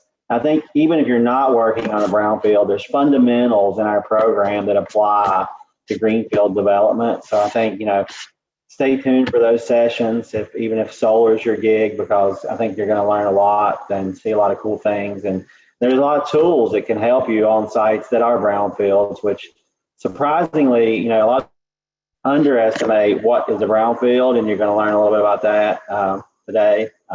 More sites are brownfields than people probably realize. Yep. Land is like a box of chocolates. After 400 years of industrial revolution, we buried a lot of tanks in a lot of surprising places, and you never know. But that's why we do our diligence, environmental assessments and all these kinds of things. I mean, the professionals, that's the really good news, and why I feel so confident and so excited that the Renaissance is ready to scale, because we have all the tools. We got some make some adjustments, adapt some things for solar projects, but we're standing on the shoulders of some great folks who have blazed the trail before, like personal heroes of mine, like Charlie Barch, who's a name everyone should know. There should be a bust somewhere for folks like this in Washington. Just the quiet nerds diligently working away on the future.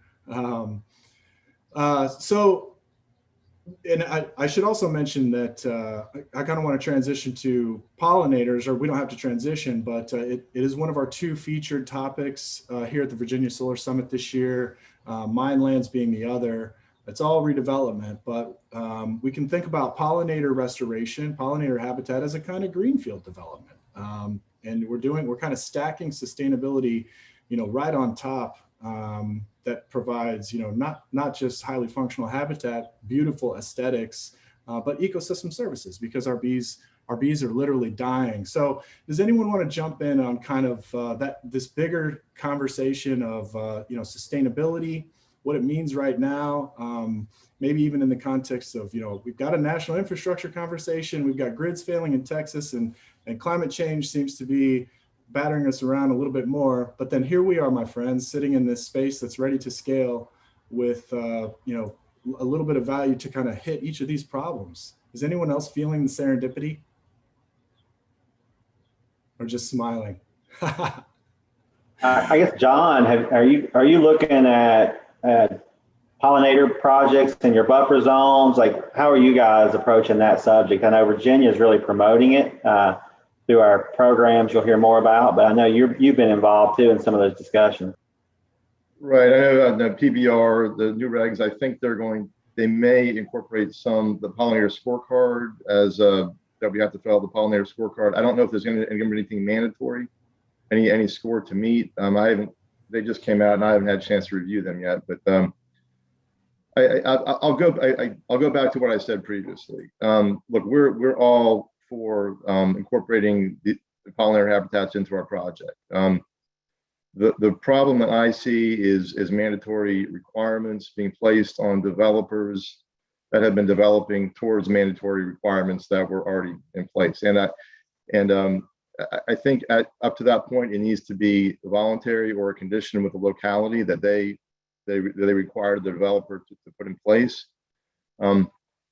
It's a very competitive market out there. And we have to be aware of that. So yes, I'm all for incorporating pollinator habitats into projects, but we have to be careful about how we do it and the mandatory requirements we put in place, and make sure we're not creating a situation that does not allow us to meet the demands of the Virginia Clean Economy Act. And I think that's what it comes down to. Yeah, at this point, it's designed really to get you the gold star, but not be a mandatory requirement. I think that's kind of the idea. Promote it, but not require it as a mandatory requirement. Well, that's a good point. And one of the things that could create an incentive for us to do that is if the purchasers of this energy, the Amazons, the Facebooks, the Microsofts, if they wanted us to meet a certain scorecard for the pollinator habitats, that would be an incentive for us to do that. I don't think any of them have come out and said that they would do that yet, but if they did, then that could change that market. Good point.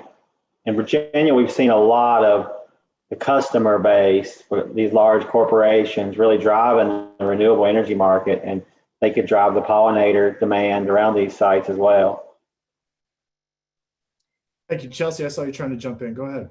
Yeah, I was just going to say, I agree about the requirements thing. It's like asking solar developers to solve a problem that they didn't cause, and it's kind of it would be unfair to require that in some sort of policy mechanism that would ultimately put the costs on development. But I do think things like voluntary, if the company, the Amazon, whatever, they want to pay a little bit more to make sure that those standards are met, then that levels the playing field for the developers when they're competing for a project. Or if there are ways that DEQ or other folks can help provide the the funding to help develop those the pollinator sites. I think from our perspective in working on brownfield redevelopment and coal mine land redevelopment, we're just really excited for the opportunity for soil remediation, environmental remediation to be built into these projects, because we've just seen that so many of the sites that we're working on are no longer able to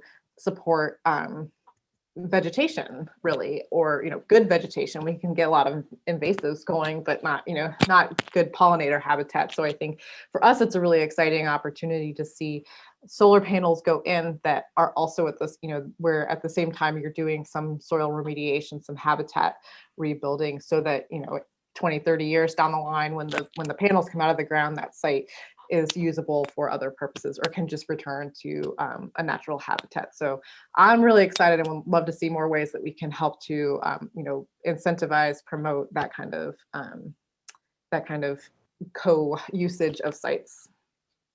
Thanks. Are there any policies or even local policies? How can we help address these kind of extra layers, either on the downside risk or the upside, going for pollinators, going for maybe amenity?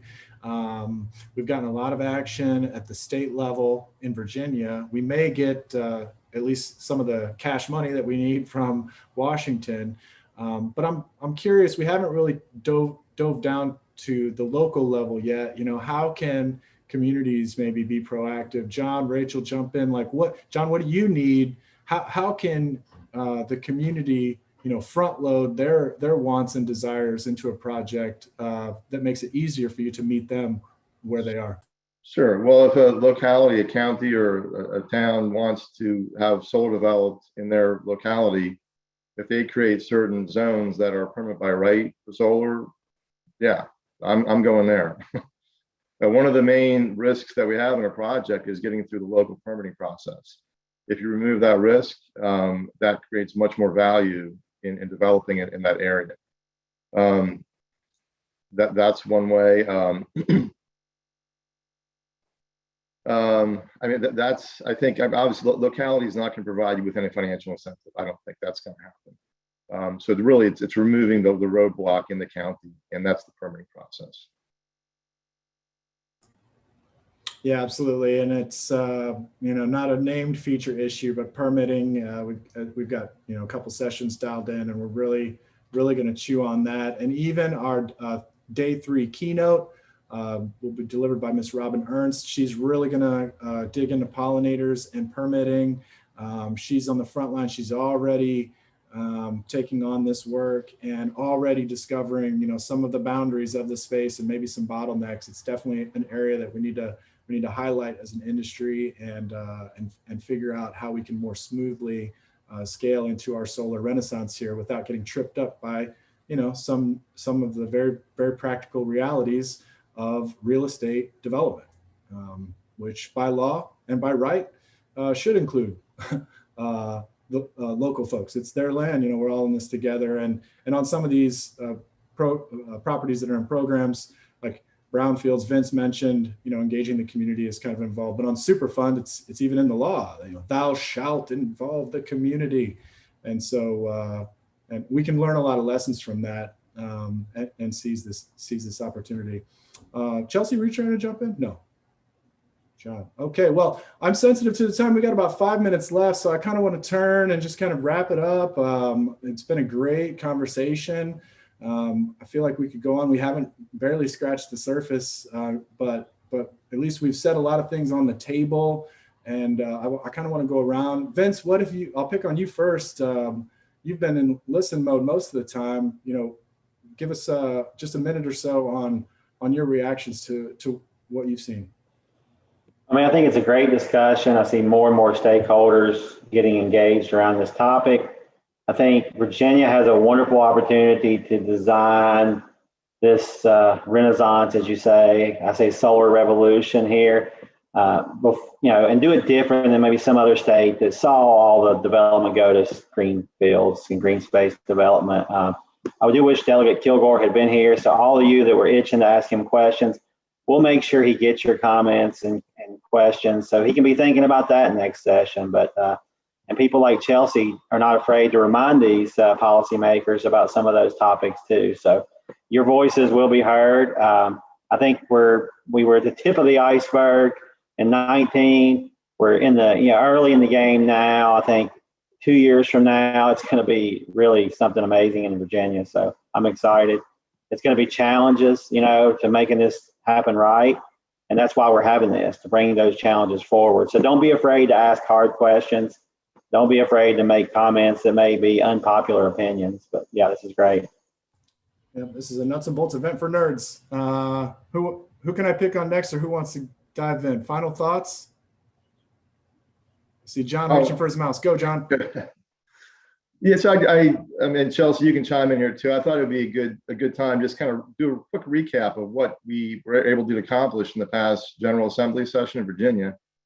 I think in general, we were able to deal with a lot of the local tax issues, M&T taxes, revenue share in lieu of that, incorporate energy storage into that, and create an escalator to the revenue share. And I don't know if people don't know what I'm talking about, there is an opportunity for localities to opt into a revenue share in lieu of M&T taxes for certain size solar facilities. I think it's between 25 and 150. Is that right, Rachel? 25 and 150 megawatts. And then incorporating a lot of energy storage into permitting processes at the local level and the state level. That's been done. And then obviously the Brownfield development grants. And what else, Rachel? Am I missing something? I'm sure I am. Yeah, we were able to expand the PBR program to standalone storage and hybrid project solar plus storage, which is a really a transformative piece of legislation. So in all, it was a very successful General Assembly session. I think we were able to get all of our asks for pretty much all of our bills that we had out there at the session, which is a first in my experience in the industry. So. Yeah, so I think, we're kind of wrapping up here, Dan, toward the end. Yeah, I wanted to give a Chelsea preview maybe of our next, speaker. Folks should come back at 10:30 because you're going to have 15 minutes or so from Carrie Hearne at DMME, who's going to kind of keep expanding on Virginia policy, what DMME is doing, the Soul Smart program that DMME is helping localities get ready for this to make sure that they benefit from solar and not just are harmed by solar, and some of that equity discussion. So this is going to be a great lead in to that discussion and the rest of what's an action-packed day. Thanks, Vince. Yeah, I'm really looking forward to Carrie's remarks. She was on our planning committee, and she's new in her role and very focused on equity. I look forward to that. The big Virginia Brightfield boot up, I like to say, but I like my puns and my alliterations. Yeah, Chelsea, did you have a final thought, or did you already? I think the thing that kind of stuck with me as we were talking through all this is that, there's a lot that we can do to legislate and help support this kind of development and fund this kind of development of solar energy on brownfields. But, I think Jon kind of hit on something that I think is really important, is that there's a lot of community and locality education that needs to happen, and that's not really something that you can legislate. But the groups like what we've got going in the Solar Work Group of Southwest Virginia, I'll just brag on us for a minute, I think has been so key in helping to prime localities to be ready for this. The Soul Smart program is a really great way to help localities navigate the solar industry and what it means for their community. And then the work that DMME is doing as well, and helping support localities as they are seeing more solar energy develop come in. I think there's so much of that kind of work that needs to be done, just community engagement. And I'm hoping that more and more communities are kind of following along and learning from the great resources that are available. Thank you, Chelsea. That's perfect. I hope everybody's watching. I know we have hundreds and hundreds and hundreds everywhere dialed in today. I hope you've all been taking notes. Of course, we'll send you all the takeaways afterwards, and you'll be able to rewatch this. Again, I hope all of our states are plugged in, because what's happening in Virginia is very special. I've been paying attention to this space for a long time, and as we've said already, it does feel kind of like a dream, but really just to get to this opportunity. We still have to make it real, and we still have to do the work. It's going to take a whole generation. But there's, as I said, 400 years of industrial revolution to clean up after. So a lot of work to do. I want to thank all of our panelists. I'm going to brag on you all. Everybody should look you up afterwards and the important work that you're doing. And Jon, I want to thank you for your leadership from the private sector. You're a guy who, you get it. And the opportunity, as Vince said, there's green and green now. It's really win-win. And I look forward to seeing it come to life as we dive into the meat of our program following a short break. And so that's what we're going to do right now, because it's a virtual 3-day solar slog and you're all zoomed out. We really want to encourage you to stand up, take a break, go get a drink of water. If it's sunny where you are, get a face full of sunshine, but come back for our next session, which is at the bottom of the hour.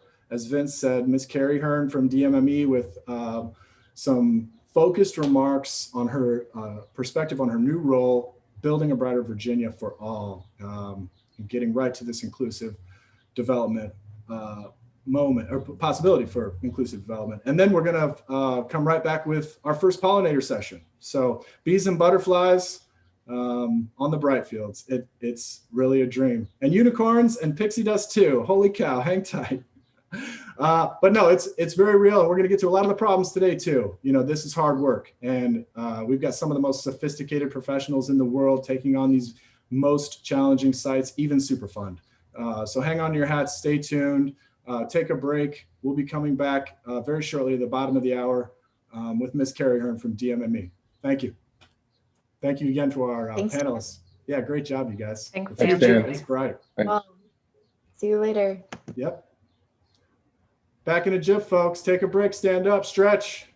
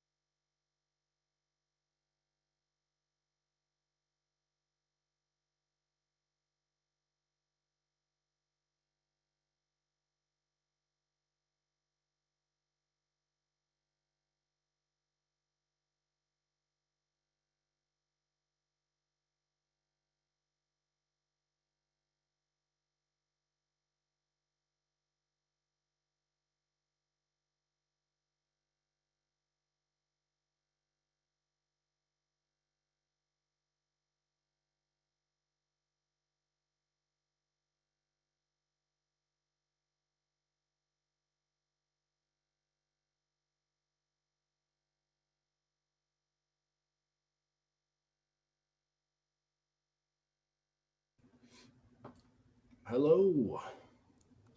Welcome back. Good morning. Hey, Carrie. How are you? I am doing well. Good.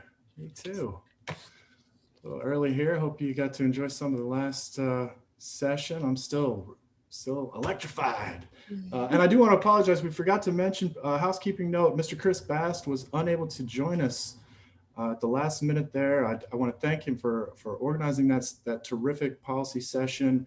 And I want to thank you all for being patient with me as I jumped in as moderator. So thank you for your patience. And with that, I think we are just about ready to reconvene and re-begin our program right here at the bottom of the hour. I would just like to get right to our featured speaker now, Miss Carrie Hearne. She is now the Associate Director of the Energy Equity Programs at the Virginia Department of Mines, Minerals, and Energy's Division of Energy. And I dare you to say that 3 times fast, but that's how important all the things that she is are. And she's going to explain to us, this nexus, this opportunity, and, her role in this very important work that we're all doing. Thank you, Carrie. Come on in. Excellent. Thank you so much, Dan. And thank you to all of the organizers of the conference. And we've got a great co-host team and such an amazing, inspiring lineup of speakers today, tomorrow, Thursday. And of course, it will be recorded on YouTube. And we're really grateful for everyone participating with us throughout the whole week. So I'm going to be talking a little bit about our opportunity to provide equitable access to clean energy to help us meet our clean energy goals, to do smart land use planning and low impact development practices, and to engage communities and stakeholders across the board. So as Dan mentioned, I have the great honor of leading our state energy office's new energy equity programs and helping to ensure that all Virginians can access the benefits of renewable energy while also contributing to clean air, clean water, and a healthy economy for generations to come. So I most recently served as the solar program manager for DMME, and I can assure you that this function is going to continue to be a priority as we chart our path to the 100% carbon-free electric grid. As we just heard in the policy panel before the break, these past few years have brought forward monumental progress in setting Virginia's solar market up for success. So I actually joined the state energy office exactly 1 week before Governor Ralph Northam announced the Executive Order 43, which put the Commonwealth on a path to 100% clean energy by mid-century, and also had key energy equity goals throughout that executive order as well. And then, of course, that was followed by the Virginia Clean Economy Act that really puts that into law and really sets forward this momentum to become really implemented across the state. So I've fondly called Virginia the dark horse in the state's race on clean energy. And all of these developments have really kept us busy.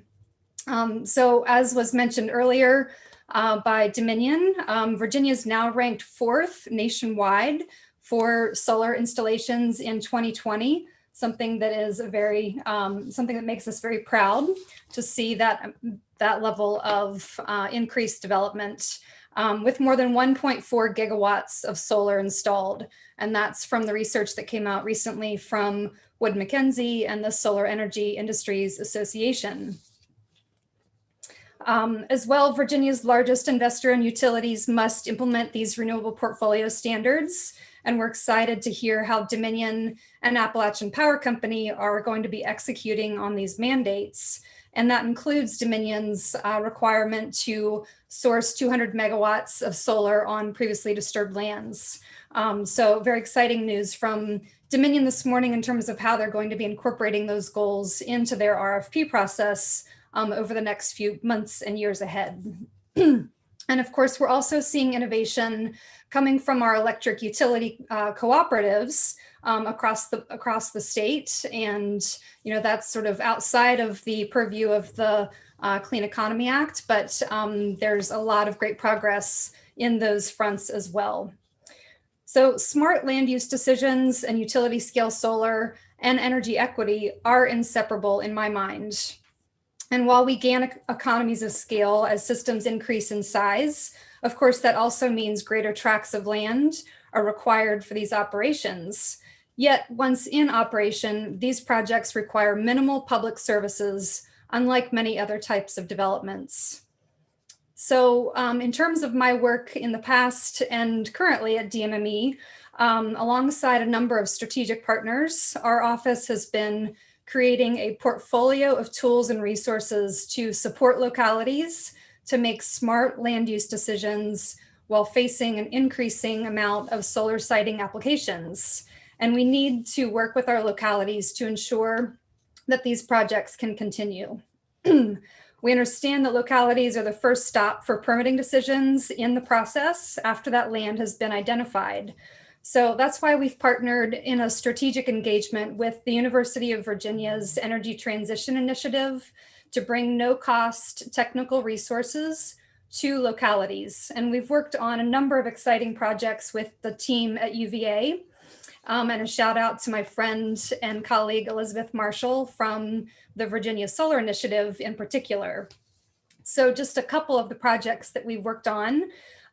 We've implemented a new soul tax revenue model, which was alluded to earlier. And this tool and model can help a locality determine which is the best tax regime to apply within their locality to ensure that they are able to maximize the benefits and to have a stable, consistent, long-term revenue stream coming from these large-scale utility solar projects.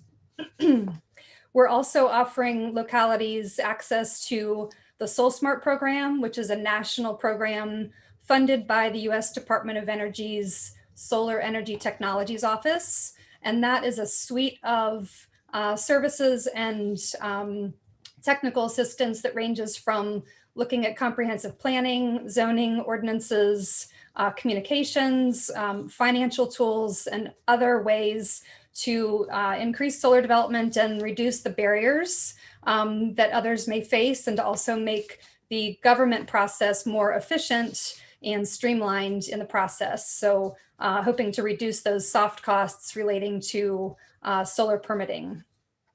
We've also partnered with a number of groups on writing the Southwest Virginia Solar playbook that is for large scale solar that includes both commercial on-site solar and utility owned projects.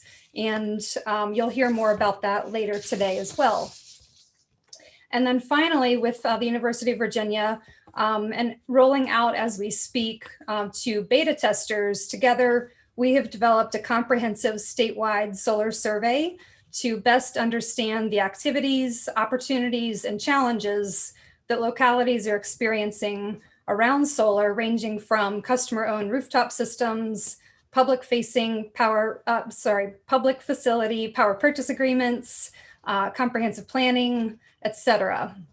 So this survey later this summer is going to be rolled out to every independent city and county across the state. And we really look forward to seeing those responses come in so that we can better position localities and provide the right type of guidance from the state or other resources that may be helpful in understanding these projects, the siting, and the permitting involved.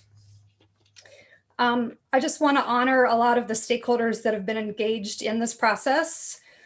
So in order to have research-oriented and balanced guidance tools and the best set of resources for localities, we really felt like we needed to engage a broad set of stakeholders.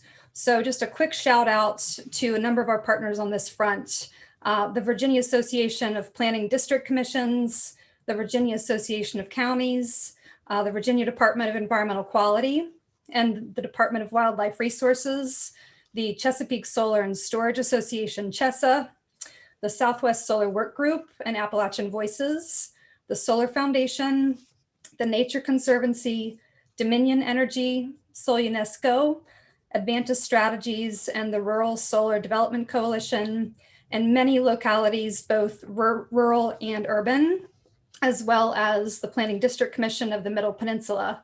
So these are just some of the great partners in our work. Now, this conference is primarily focused on smart, sustainable land use through the repurposing of brownfields and abandoned mine lands, agrivoltaics, native pollinator ground cover, sheep as groundskeepers, community or shared solar, project matchmaking, and public policy.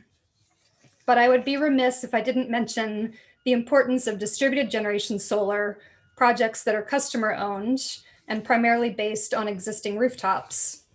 Whether they're located in commercial business parks and shopping centers, multifamily residential condos, single-family homes, large and small, every rooftop, especially if it's south-facing, has the potential to be the site of renewable energy, helping that building owner keep their electricity bills consistently low for decades to come. And in addition, low-income customers are now eligible for power purchase agreements from an amendment in the Virginia Clean Economy Act, and we just really need to activate that market. So while DG Solar may be a fraction of the overall makeup of Virginia's clean energy infrastructure, rooftop solar, energy efficiency, electric vehicle chargers and electric vehicles, solar plus storage units, all of these have a role to play in meeting our carbon reduction goals and creating a more resilient economy and a more resilient environment. They're also excellent tools for keeping electricity bills low and maximizing the power of community. So in addition to providing these tools and resources for localities, our office has been an active facilitator to help develop residential solar programs for low to moderate income households in Virginia through shared solar programs, as well as working on how to structure a new solar financing program for low-income single-family households. While these programs aren't yet available to the public, we're very proud of the work to date to ensure that programs for accessing clean energy can be accessible to a diverse population of underserved communities. In times like now, and especially during the COVID pandemic, where so many are facing mounting economic pressures, these programs are critical to get right from the start.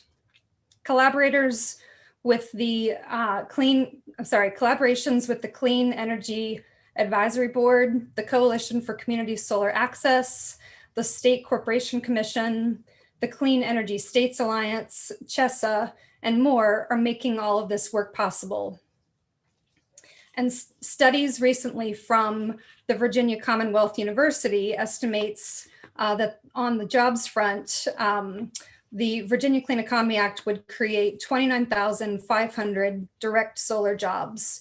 So while we're ramping up these distributed generation solar programs, especially around low-income communities, we really want to be helping to ensure that communities can also benefit through accessing these direct jobs. Switching gears a little bit, in terms of our office's capacity, so many of our DMME team is located out in the Big Stone Gap region in Southwest Virginia.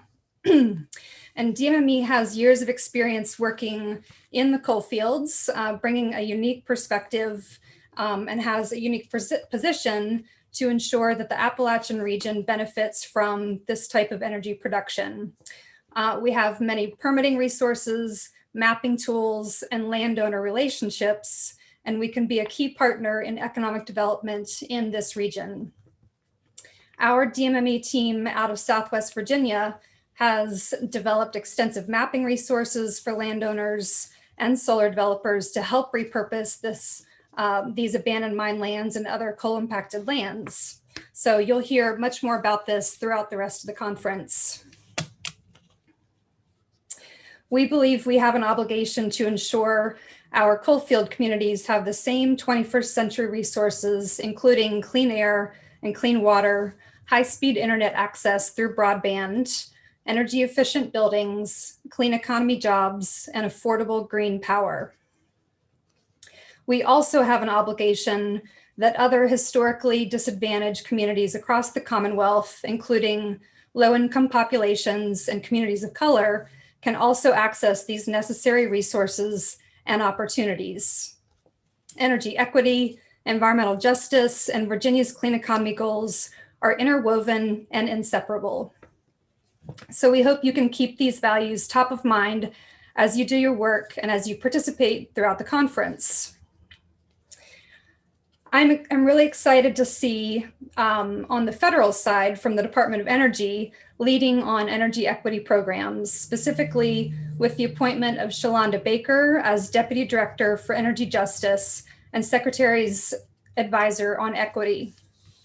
Recently, Ms. Baker said, "We're in a fork in the road. We can choose to harden the existing centralized infrastructure, or we can take the other path, which is to think about things like microgrids, things like innovating to make communities more resilient." We hope this summit inspires all of you to blaze new innovative paths to create resilient communities. In terms of the path to our 2045 mid-century decarbonization goals, I also want to just say that we're working with our partners across the board, higher education universities, the State Corporation Commission, and soon engaging other communities around how can we identify the most cost-effective pathways to decarbonization. So that's a little teaser of the work that we'll be doing across the rest of 2021 and issuing a report of that to that effect. So with that, I'd like to shift gears and bring on a stellar panel. You need to catch your breath, Carrie? Yeah. You need to catch your breath. Let me just thank you because that was awesome. Catch your breath. And that's all. I don't want to introduce anyone or steal your thunder. I just want to say thank you. That was terrific. And we're looking forward to you introducing our next panel on Virginia pollinators. Please dive right back in and take us to the promised land. Thank you. Thank you, Dan.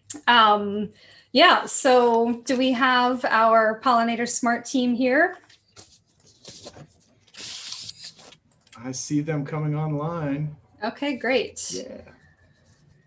So first of all, I just want to thank Sharon Baxter from the Department of Environmental Quality, who helped set up this panel and is also helping to fund the program through Department of Environmental Quality's work. On the panel today, we have a number of folks. We've got Rene Hypes, Project Review Coordinator from the Department of Conservation and Recreation in the Division of Natural Heritage. Can you say hello, Rene? Hi, everyone. Excellent, welcome. So Rene is currently serving as the Virginia Natural Heritage Environmental Review Coordinator and has been in this position for over 20 years. Her job involves reviewing and assessing impacts to natural heritage resources, such as rare plants and animals and significant communities.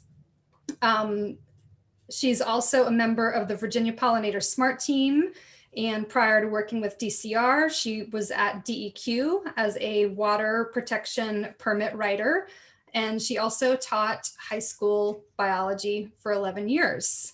And Rene received her bachelor's in education from Shepherd College and her master's in environmental science from Virginia Commonwealth University. We also have Caitlin Cyrus, who's an environmental scientist with VHB. Can you say hello, Caitlin? Hi, everybody. Welcome. So Katie is an environmental scientist, as I mentioned, and VHB is a civil engineering firm with offices covering the East Coast. She has a background in field botany, natural resources inventories, and rare, threatened, and endangered plant species surveys. And she's also a member of the Virginia Pollinator Smart program. Katie has a bachelor's in biology from St. Mary's College of Maryland and a master's in biology from the College of William and Mary. and she's based in Williamsburg, Virginia. And then do we also have Rich Allevi? Hey, Carrie. Hi, Rich. Welcome. So Rich is the Vice President of Development with Sun Tribe Solar and is a co-founder as well of Sun Tribe. So in this role, Rich oversees the public affairs, client partnerships, and development engineering teams. He is currently serving as chair of the board of directors for the Charlottesville Renewable Energy Alliance and the vice chair of the Solar Hands-On Instructional Network of Excellence, SHINE, which we heard about earlier today. And lots of achievements in the space. I want to focus on Virginia Tech's highlights here. So was the recipient of the coveted Outstanding Alumni Award from the Department of Biological Systems Engineering, and also a MDVSEIA or Chessa Solar Champion. And Rich holds a master's in biological systems engineering with a focus on land and water resources, and a bachelor's in mechanical engineering, both from Virginia Tech. And then we have Sharon Baxter with us from DEQ. Sharon, do you want to turn on your video and say hello? Excellent. Yeah, hello, sorry. All right, well, I will turn it over and we're going to have a slide presentation and some more information about the Virginia Pollinator SMART program.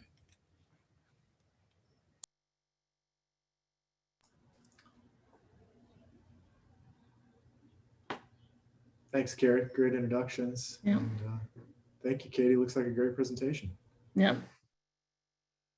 Thanks, Katie. Good morning, everyone. Again, my name's Rene, and I'm the Environmental Review Coordinator for DCR Natural Heritage.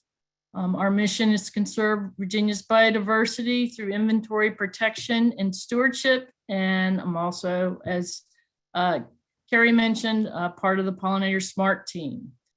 As you can see from the slide, there are many benefits to planting native vegetation, including environmental benefits and agricultural benefits from sustainable, locally adaptive plants, reduction in use of pesticides to increasing pollinator services for adjacent agricultural lands. A recent study published in the Journal of Ecology Letters showed that a higher diversity of flowering plants can increase the breeding success of wild bees and may even help compensate for the negative effects of insecticides. Next slide, please. As many of you know, there's been an overall reduction in some pollinator groups over the last several years. It's hard to say how much of decline has happened among these groups due to the data gaps linked to limited long-term monitoring studies. However, some estimates show that some wild bees have declined 23% across the United States between 2008 and 2013. One of the major causes in the reduction of pollinators is the loss of pollinator habitat. As native vegetation is replaced by roadways and manicured lawns and non-native gardens, pollinators lose the food and nesting sites that are necessary for their survival. Invasive species, the use of pesticides, and climate change are also key factors in the overall pollinator decline of some of these groups. Next slide, please. So what is the big deal if we lose all our pollinators? Pollinators are responsible for 1 out of every 3 bites of food we eat. A single strawberry takes over 20 visits from a pollinator to become a fruit. A single adult female southeastern blueberry bee, a native pollinator of blueberries emerging just before the plants begin to flower, can visit up to 50,000 blueberry flowers, resulting in more than 6,000 ripe blueberries. The majority of our crops are dependent on pollinators, as you see in this slide, and the more pollinator diversity, the greater the yield. Next slide, please. This slide shows some of the science behind the agricultural benefits, the planting of native pollinator habitat. In 2013, the Nature Conservancy and the Natural Resources Conservation Services study calculated the cost of the installation of 1 acre of pollinator habitat per 24 acres of crop production. The analysis was the percent yields per crop directly related to wild pollination, determining the production boost in dollars after implementation of the habitat. Though it's hard to see on the slide, if you look to the right here, the squash had an 81% yield from wild pollinators with a production boost of over $1 million. Other fruits and vegetables, including blueberries, watermelons, bell peppers, were at 10% yield from wild pollinators with thousands of dollars in production boost. Next slide.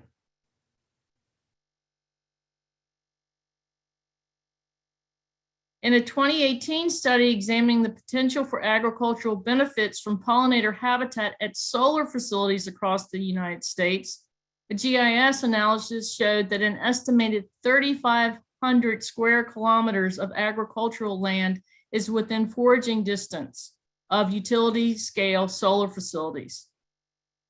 What an opportunity to increase pollination rates. This article is from 2018, and I'm certain the number of solar facilities have increased significantly over the last 3 years. Just in Virginia last year, DCR reviewed over 100 solar projects. Next slide, please.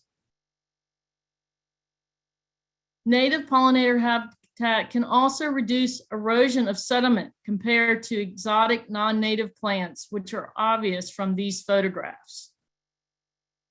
Next slide. One reason for this, as shown in the diagram, is due to the long root systems of the native plant species in feet compared to 4 to 6 inches for turf grass. These long roots help the soil fertility by creating tunnels for water and nutrients, as well as sequestering more carbon than turf grass. Next slide. Not only are there environmental and agricultural benefits, but there are also benefits for the solar developers, ranging from lower maintenance costs to more aesthetically pleasing facilities. Next slide. This graph shows a cost-benefit analysis conducted for a solar project in the Midwest, comparing the maintenance costs of a commercial solar facility associated with the mowing of turf grass and the cost of the installation of native plant habitat with associated maintenance. As you can see, the maintenance cost of the mowed lawn is high throughout the 20-year period of the study, and the maintenance cost of the native planting is much lower, only requiring mowing a couple times a year. The break-even cost for the pollinator habitat installation compared to the turf grass maintenance is dependent on the upfront cost for the native seed mix and occurs anywhere from year 3 to year 7. Doug DeBerry of William & Mary and another Virginia Pollinator Smart team member is currently working to acquire funding to conduct similar research on solar facilities in Virginia for this maintenance cost comparison. Next slide.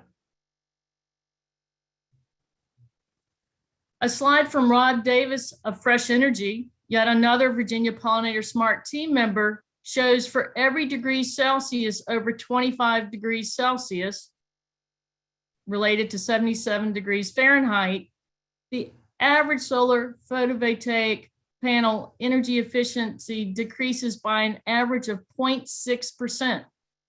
So solar panels are sensitive to temperature, and as they warm, their efficiency to produce energy drops. So the planting of vegetation below the panel creates a microclimate that decreases the overall temperature underneath the panels, allowing for more efficient production of energy. There's even a focus on agrovoltaics, growing of crops underneath the panels, which actually are benefited from the shade of the panels in regards to air temperature and atmospheric demand for water. Next slide, please. Another obvious benefit for planting pollinator species within these solar facilities is curb appeal. A field of wildflowers blooming throughout the growing season from early spring through the fall is more aesthetically pleasing to the surrounding community and is a big selling point for local governments. Next slide, please. So this idea of planting native plant species, including pollinator species, can be applied far beyond solar facilities. For instance, brownfields, including reclaimed mine sites and Superfund sites redeveloped into solar, known as Brightfields, which is the focus of this conference, could be great candidates for revegetating the sites with native pollinator species. The Mountain Valley Pipeline, working in consultation with DCR and others, have developed seed mixes to include native plant species in their maintained right-of-ways. In addition, transmission line projects due to the open canopy and managed right-of-way provide suitable habitat for the planting of native pollinator species. The Virginia Department of Transportation and the Blue Ridge Prism Group have worked along with DCR to consider the planting of native species within these right-of-ways, the removal of invasive species from their seed mixes, and are currently conducting research to determine which native species are the most suitable for Virginia's roadside right-of-ways. VDOT has also established native pollinator areas at some of the rest stops. The Interagency Wetland Mitigation Banking Team has made recommendations for the use of native pollinator species on many of the proposed wetland mitigation banks. Native pollinator species could be the future crop for some farmers, as a native seed industry is established in Virginia. Parks, schools, and landowners all have opportunities to consider the planting of native plant pollinators as part of their landscaping plans. Research has shown as little as a half an acre of pollinator habitat can benefit pollinators. So as you can see, the establishment of pollinator habitat can be environmentally and economically beneficial. So with that, I will go ahead and turn it over to another Virginia Pollinator Smart team member, Katie Cyrus of VHB, to talk more about the Virginia Pollinator Smart program and its resources. Katie? Hi, everybody. So the program really started when DEQ and DCR identified this rapid solar development in Virginia as a huge opportunity to help install and promote pollinator habitat within the state. And using funds from CAT-Z, which is the Coastal Avian Protection Zone, DEQ and DCR were able to release an RFP for consulting services to develop the Pollinator Smart Solar Program. And there are many applicants, but VHB and its team were ultimately selected. So VHB was the lead consultant, but we had so many partners in this, and they were a wealth of knowledge and had a ton of experience in establishing pollinator habitat. So that included Fresh Energy, Pollinator Partnership, Prairie Restoration, Ernst Conservation Seeds, Meadville Land Services, Ernst Pollinator Services, which is now Monarch Vegetation Services, and Dranby Environmental Consulting. Together, our first step was to really start with a massive review of the state of pollinator-friendly habitats at solar facilities. And Virginia is not the only state that has a program like this. So there are actually many. So we started by looking at all of the other states, and we didn't want to reinvent the wheel or anything, and see what they did and what we could take and adapt to really fit Virginia's unique qualities. And there were definitely emerging themes among states. Primarily, it was the program was to the ultimate goal was to receive a certification, a pollinator-friendly certification for the solar site. And that was done through assessment using a scorecard to identify whether the pollinator habitat was providing high quality areas for pollinators. We also did an exhaustive literature review because we really believe that all that we wanted to do need to be rooted in science and scientific-based evidence. We also held stakeholder meetings through the course of the project. And that was because while we wanted it to be very scientific, we also wanted it to be feasible, and we wanted to make sure that people could participate in it and wanted to participate in it. And so those stakeholder meetings had over 100 attendees, including solar developers, energy providers, consultants, and more. You can list. And it really formed the direction that the program went over the course of that year. It was incredibly helpful to get people's feedback. Ultimately, we established several products that are available at www.pollinatorsmartva.com. These were released in December 2020, so they've been out for a little bit more than a year now. And what we came up with were scorecards, a comprehensive manual, a monitoring plan, a business plan, and the Virginia Solar Site Native Plant Finder. All of this is in support for solar sites to ultimately achieve the certified Pollinator Smart designation, of which we have two now. We have Virginia Pollinator Smart, and we have the Gold Certified, which is like essentially the highest tier Virginia Pollinator Smart certification. So the rest of this presentation is essentially a speed round of the products we've developed, and there's so much information that we've come up with that I just can't possibly go through it all and do it justice. So if you have questions, I just highly recommend that you look at the website, which is, again, pollinatorsmartva.com, and just start reading through the materials. This here's a flow chart that I can't go through, again, because of time, and it's just for your reference for when you look back at these slides later. But essentially what you need to take away from it is that there is a process to be certified, and that the program essentially goes for 10 years. And if all of the, I guess, goals are satisfied, then your site would be certified for the rest of its life after the 10th year. This model is essentially following the Virginia mitigation monitoring model. So if you're familiar with that, then this would be pretty similar as far as frequency of monitoring. So the first product we developed was the scorecards, and those you can see kind of appear periodically throughout the flowchart. The scorecards are used in order to receive the certification. And there are two of them in our program. We have the proposed/retrofit scorecard and the established site scorecard.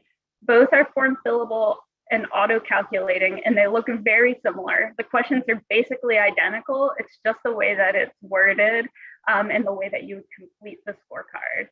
So the proposed scorecard is essentially the very first one that you deal with. It is your planning scorecard. So what is going to happen at the site? What are you planning to install? And so you would essentially fill out this scorecard before you buy anything, before you start installing anything, and submit it to the Pollinator Smart team for review. And we would give you a thumbs up, yes, you're certified, or we would come back with some questions until you were certified over time. Then there's the established site scorecard, which is used for evaluating how the installation is actually doing once it's installed. And this scorecard is used every 2 years until that 10th year. So this is actual on-the-ground monitoring of vegetation, what is happening at the site. So Appendix A of the comprehensive manual explains how to complete each scorecard in extreme detail. So if you have any questions about what we're looking for each one, I would direct you there first. We also have the comprehensive manual. It's just one giant circle around the whole flowchart since it's comprehensive. It really covers all of the important aspects of the program. It's a little over 100 pages, and it's meant to just be reference material for anyone who's interested in participating. There are a lot of things covered in this manual, but that includes site suitability analyses, vegetation management plans, installation steps, how to monitor the site, and how to complete the scorecards. We also have the monitoring plan, which is what you use in order to fill out the established site scorecard for continual certification over time. The monitoring plan is a randomized sampling plot-based approach where you identify vegetation within those plots to the species level and their cover. This model is essentially the same, again, as the Virginia mitigation banking monitoring model. So if you're familiar with that, then this is very similar.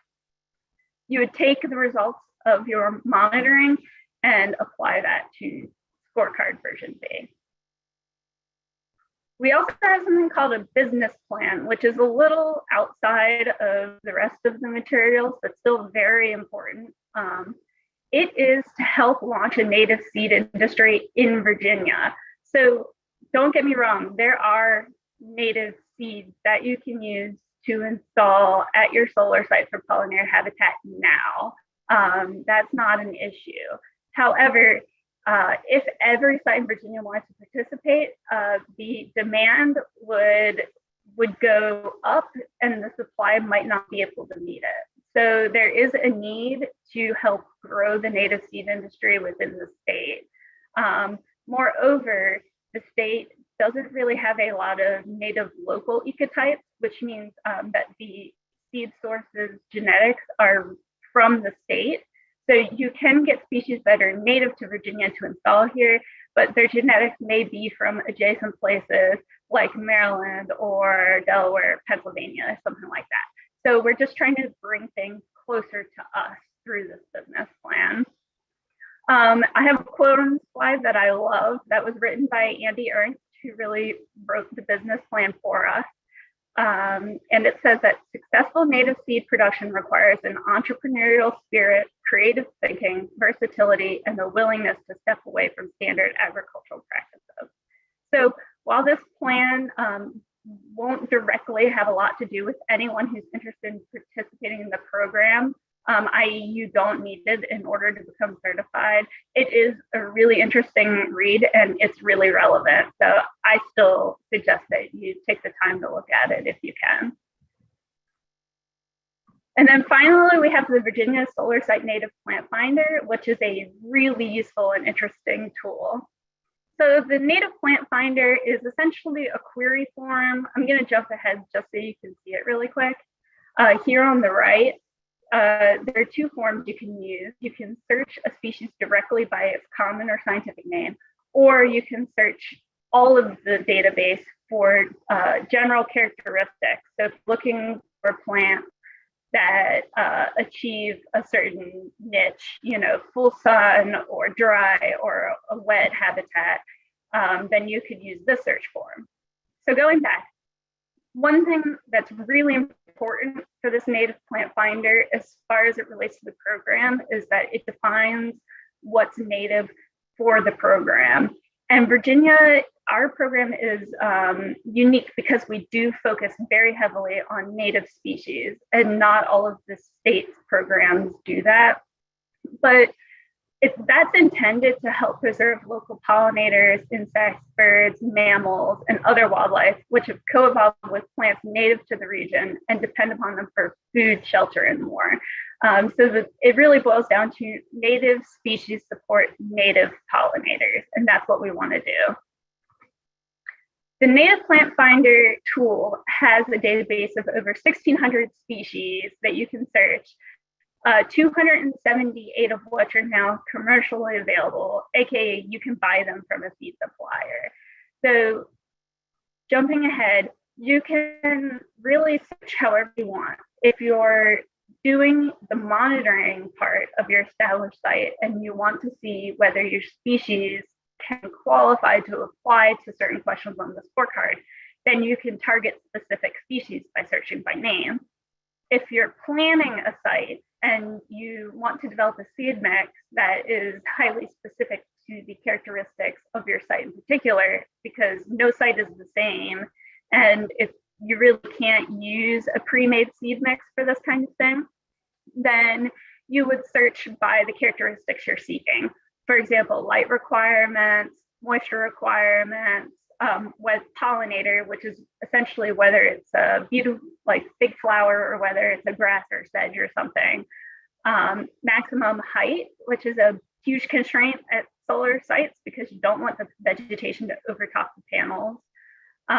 Locality, so which county you're in, flowering seasons. So the goal would be to try to get species that flower across the whole growing season instead of clustered in just one. And then plant type, which is again, a grass, a sedge, a flower, whatever, and commercially available. So whether you can actively purchase this now or not. When you search, it'll give you, based on whatever you fill out, it'll return a list of species that could potentially apply to your site. And it will link you to seed suppliers, if you select commercially available, that you could purchase that species from. Finally, we have next steps. So this program, like I said, was released in December 2020. It's still relatively new, and it is by far not set in stone. So we're constantly open to feedback. If you'd like to contact us, either because you have comments or questions or really anything, you can email us at pollinator.smart@dcr.virginia.gov. And you can CC me atccyrus@bhp.com if you want, but regardless, it will make it to all of us if you go through this pollinator.smart email address. We're hoping this year to develop a training series for interested participants, since there is so much information and it can be a lot to distill on your own. So that we're hoping to make it more accessible. And we also are really focusing on launching that business plan this year. So the first step is to assemble the Virginia seed growers and to go from there. And then, I mean, the possibilities are infinite. This can go in any direction. So that's what and more is. Rene already mentioned the need for a pilot project and for research backing up the cost savings of these installations. So that is another and more. And there are 1,000 other directions we hope to go in the future. With that being said, I'd like to turn this over to Rich Allevi from Sun Tribe, who helped develop the first gold certified pollinator smart solar facility in the state. Awesome, thanks, Katie. Can everybody hear me okay? Well, actually nobody's on camera, so I can't get any thumbs up, but I'll just sound good. I'll see. Awesome. All right, well, before I start here, I just wanted to thank the Solar Summit and all the event co-hosts for facilitating the conversation today. I also want to thank Carrie, Rene, Katie, their teams. We're really fortunate here in Virginia to have a public sector that's willing to make pollinator-friendly solar a priority, and lucky as well that they're willing to reach out to great private sector partners to make sure we have the best program possible. So you can switch to the next slide. My name is Rich Allevi. I'm a vice president and co-founder at Sun Tribe Solar. I'm a graduate of the Biological Systems Engineering Department at Virginia Tech, but nowadays I spend my time in Charlottesville, or what we would have called enemy territory when I was in Blacksburg. But in all reality, Sun Tribe has a great relationship with UVA that I can say we're really proud of. We're in the business of developing and deploying solar projects with a variety of client partner classes, with Virginia's public sector really defining the vast majority of our partnerships to date. So we do care a lot about moving to a clean energy future, but more importantly, our mission is to change the way communities think about energy. You can switch to the next slide. So a little bit of a spoiler alert here. I am going to speak about a solar project and the opportunity that it provided to establish a pollinator-friendly habitat through the Pollinator Smart program.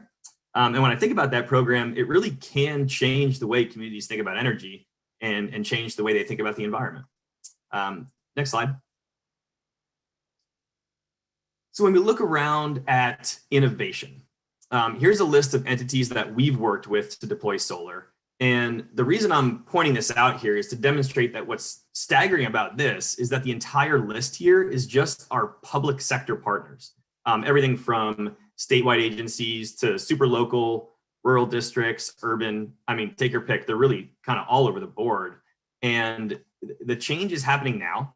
It's happening in all kinds of places, but the public sector is notably leading the way here. So in a couple of minutes, we're going to talk about the first gold certified site in the Pollinator Smart program.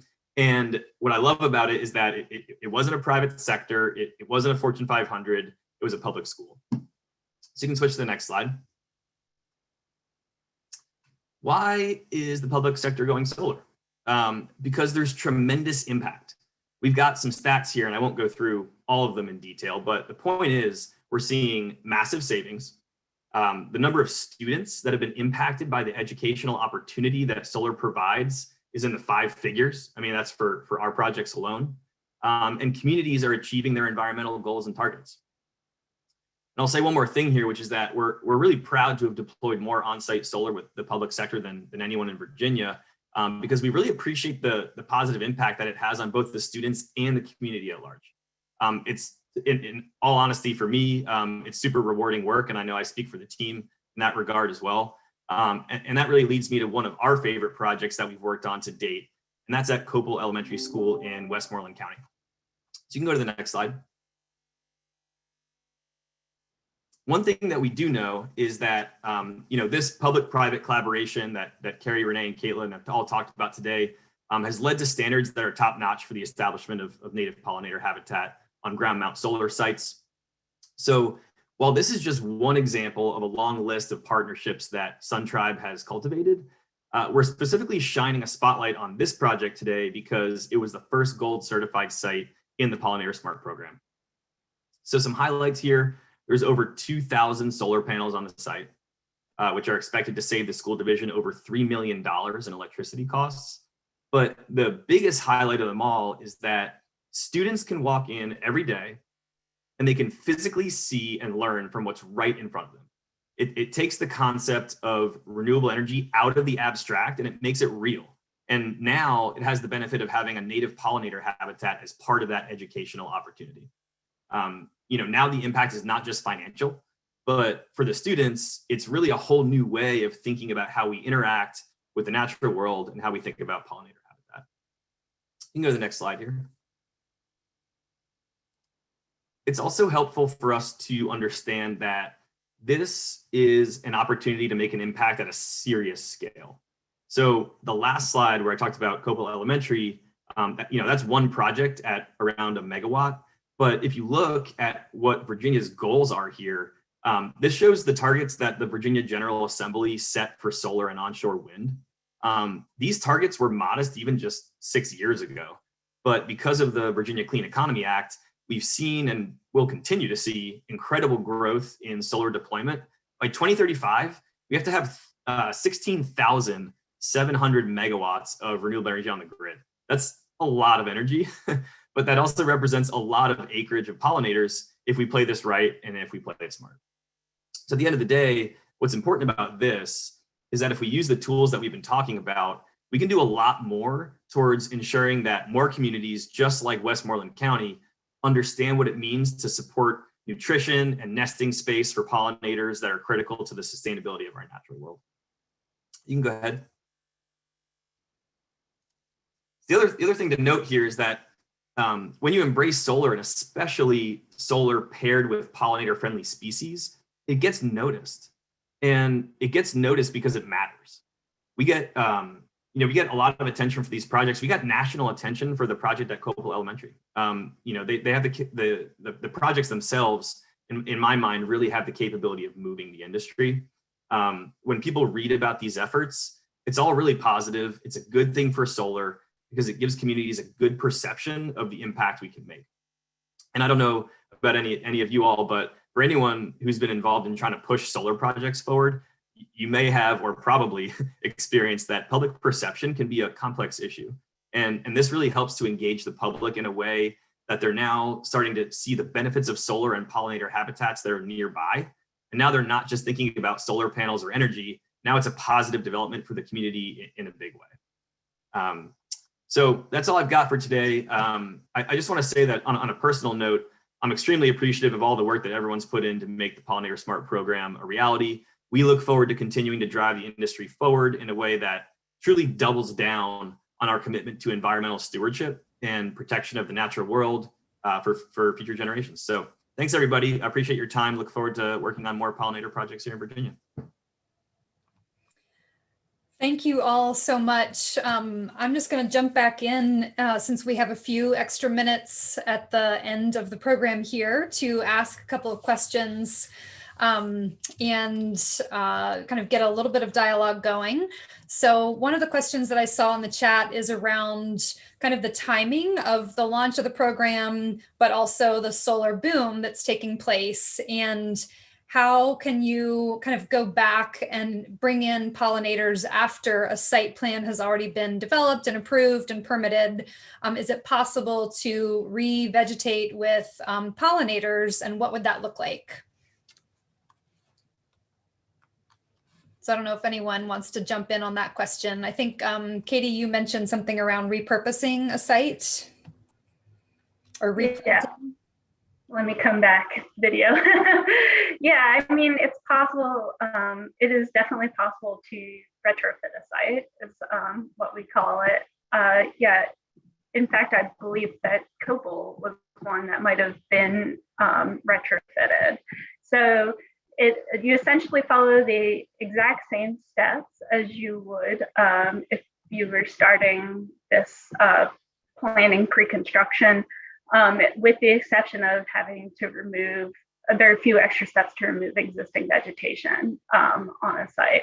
But again, that's all outlined in the comprehensive manual. And then another question in terms of working with localities. Can you say a little bit more about the level of engagement from localities, and are you seeing any leaders at the local level either putting this into, conditional use permits or ordinances, or making it, kind of emphasizing the voluntary nature of it as well?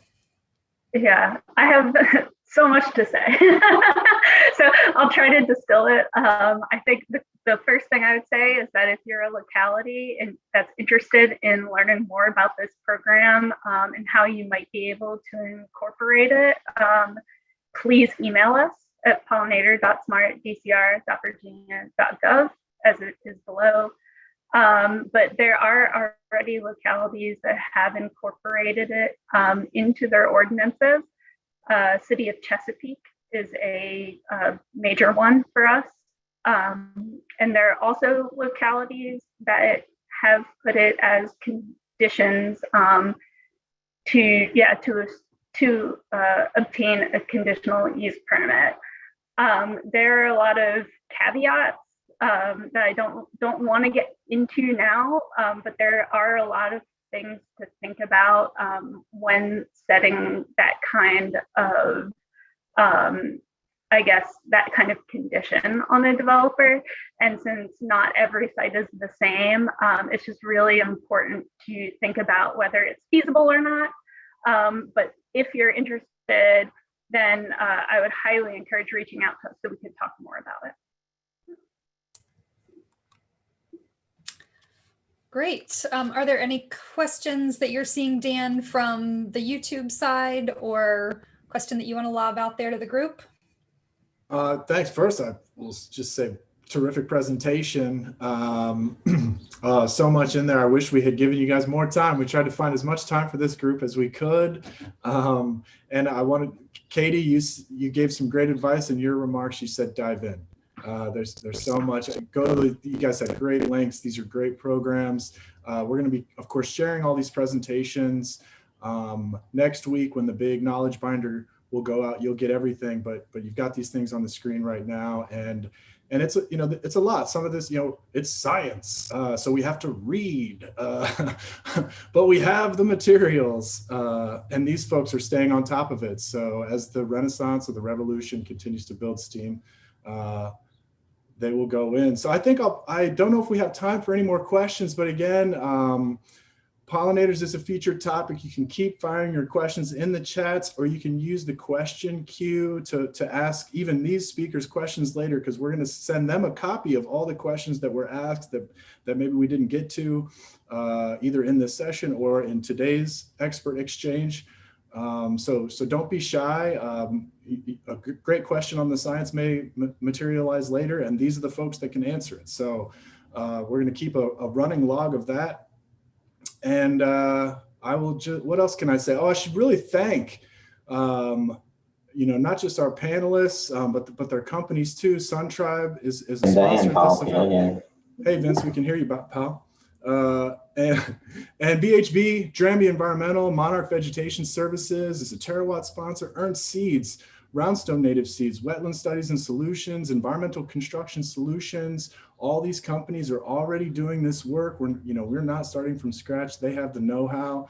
And if you look at our schedule, we have more dedicated sessions on pollinators with pollinator stars doing this work, including our keynote on day 3 by Miss Robin Ernst, which I teased earlier, and a very hands-on kind of nuts and bolts presentation on day 3, Greenfields 100 with Mr. Joe Belmonte from Environmental Construction Services. So still a lot to look forward to, even at the end of our program, because this is one of the difference-making issues. As Rich said, it's getting press and it generates beautiful pictures, to say nothing about the environmental value. So I'm sorry, I get excited, you guys, as you can tell. Bottom of the hour. Thank you, Carrie. Thank you, Caitlin. Thank you, Rich, Renee, Sharon. These are the folks doing this work. They're available, and please reach out to them.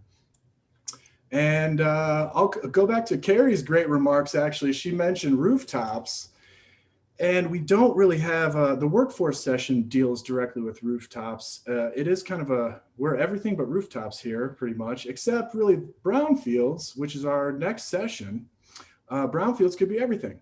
And so if you do have a traditional brownfield redevelopment project of some kind on your property, dealing with vertical development, and you've got solar panels on top, it very well might qualify for the Brightfield points in the US EPA Brownfield program. But I'm stealing the thunder from our Brownfield stars representing the states of Virginia and our national government, who I see Meade popping in. Let me welcome into the chat Patricia Overmeyer as well. And I'm not sure if Mr. Maiden is going to join, but I'd be happy to introduce both of our folks. Vince, I see your... I'm here, but this is definitely Meade's show, so I'll be back on the radio show later. Okay, yeah. Great. Well, Meade, I think you're going to start us off with a view from all the programs you guys have there at DEQ in Virginia, and then we'll get to Miss Patricia Overmeyer from the Office of Brownfield Land Revitalization at US EPA. So with that, Vince, please take it away. Thank you, Dan. We're going to take a couple of steps back and talk about, Brownfields 101, helping people understand the fundamentals of brownfields and just the basics. And there are some people that are experts on the call today, and there's other people that this is a new concept to them. But first, I thought that we would kind of take a quick poll in a way. How many people are out here are consultants? And get your hand on your mouse and hit your raise your hand button. And just to get an idea, do we have a lot of consultants? So if you're a consultant, feel free to raise your hand.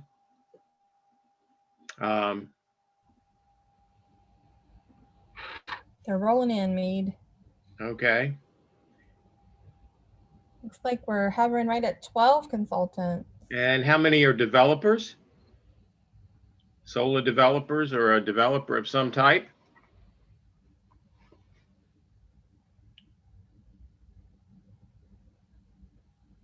We've got 10. That's good. How about attorneys? I hate to bring it up, but how many lawyers do we have? We need some. Only 2. They got the crooked corner. No, they're shy. I'm a retired attorney. I didn't raise my hand. How many local or county government people have we gotten to join us today?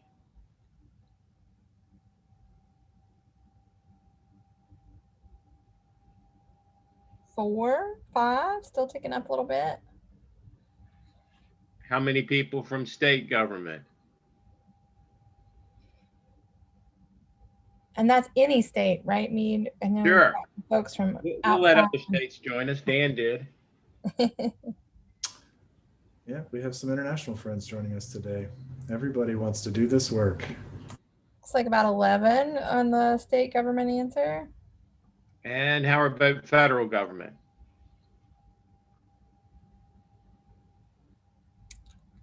Patricia, are you the only one? I can't be. Folks are shy, and we have more folks watching on YouTube who I'm sorry you can't raise your hands, but I know we have a diverse audience today. And how many people joined just because the conference was free and they wanted to learn?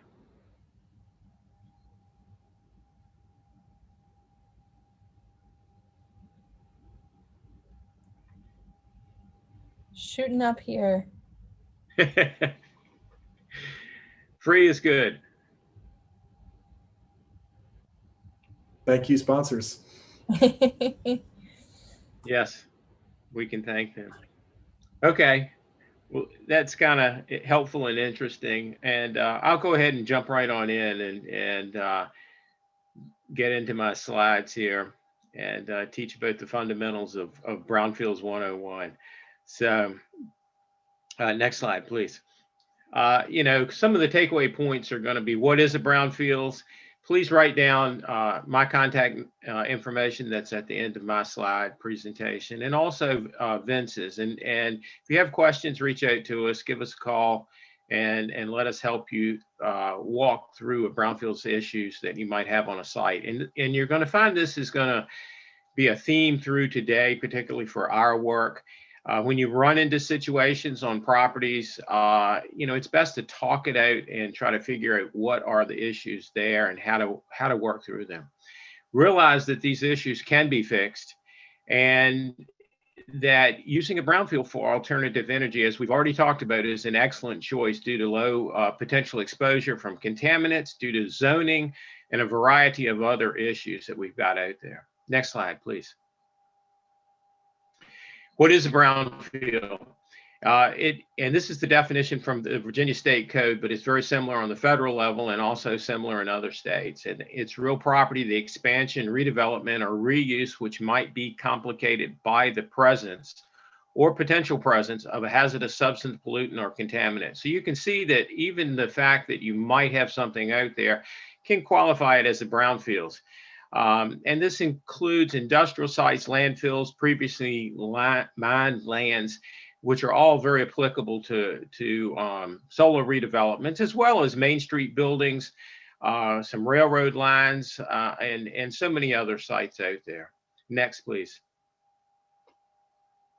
What I also like to point out in a presentation is that Virginia in 2002 adopted a brownfields restoration and land renewal policy and programs. And this is something Virginia doesn't do for that many programs out there. There's only a few policies in the environmental arena, and this is one of them. And it should be our policy to encourage remediation and restoration of brownfields by removing barriers and providing incentives and insistence whenever possible. And this is what we try to do at DEQ. And we work very closely with Economic Development Partnership and other agencies too, to establish policies and programs to implement these policies, such as the Voluntary Remediation Program, which we're going to talk about, Brownfields Restoration and Redevelopment Fund, which we'll touch on also. And we've already heard just a little bit about that. So next slide, please. Looking at brownfields from another angle, it's really environmental cleanup and economic development added up equal revitalization. These two go together to revitalize property, whether it's a solar field or whether it's a town in your Main Street area. Next slide. Typical redevelopments that you see are old buildings that or industries that are out there, gas stations, and you're hoping to get something better out of the deal to get them back onto the tax rolls. Next slide. And what you want to see are parks, educational centers, and solar fields, as you can see at the very bottom. Next slide, please. Why would you want to go into the voluntary remediation program and work with brownfields? Well, it helps you understand these environmental conditions out there. It helps you to resolve environmental concerns out there and legacy issues that have been there and have put a stigma on the property itself. Often you have lenders that don't want to lend on these properties because of the environmental concerns. You have neighborhoods that are concerned, and you have liability when you do buy them. But with the appropriate steps, you can reduce that liability for the purchase of that property and the ownership of it, and for the resale of it. Engaging with the Brownfields program, and it helps to promote community engagement. We've talked about that earlier today.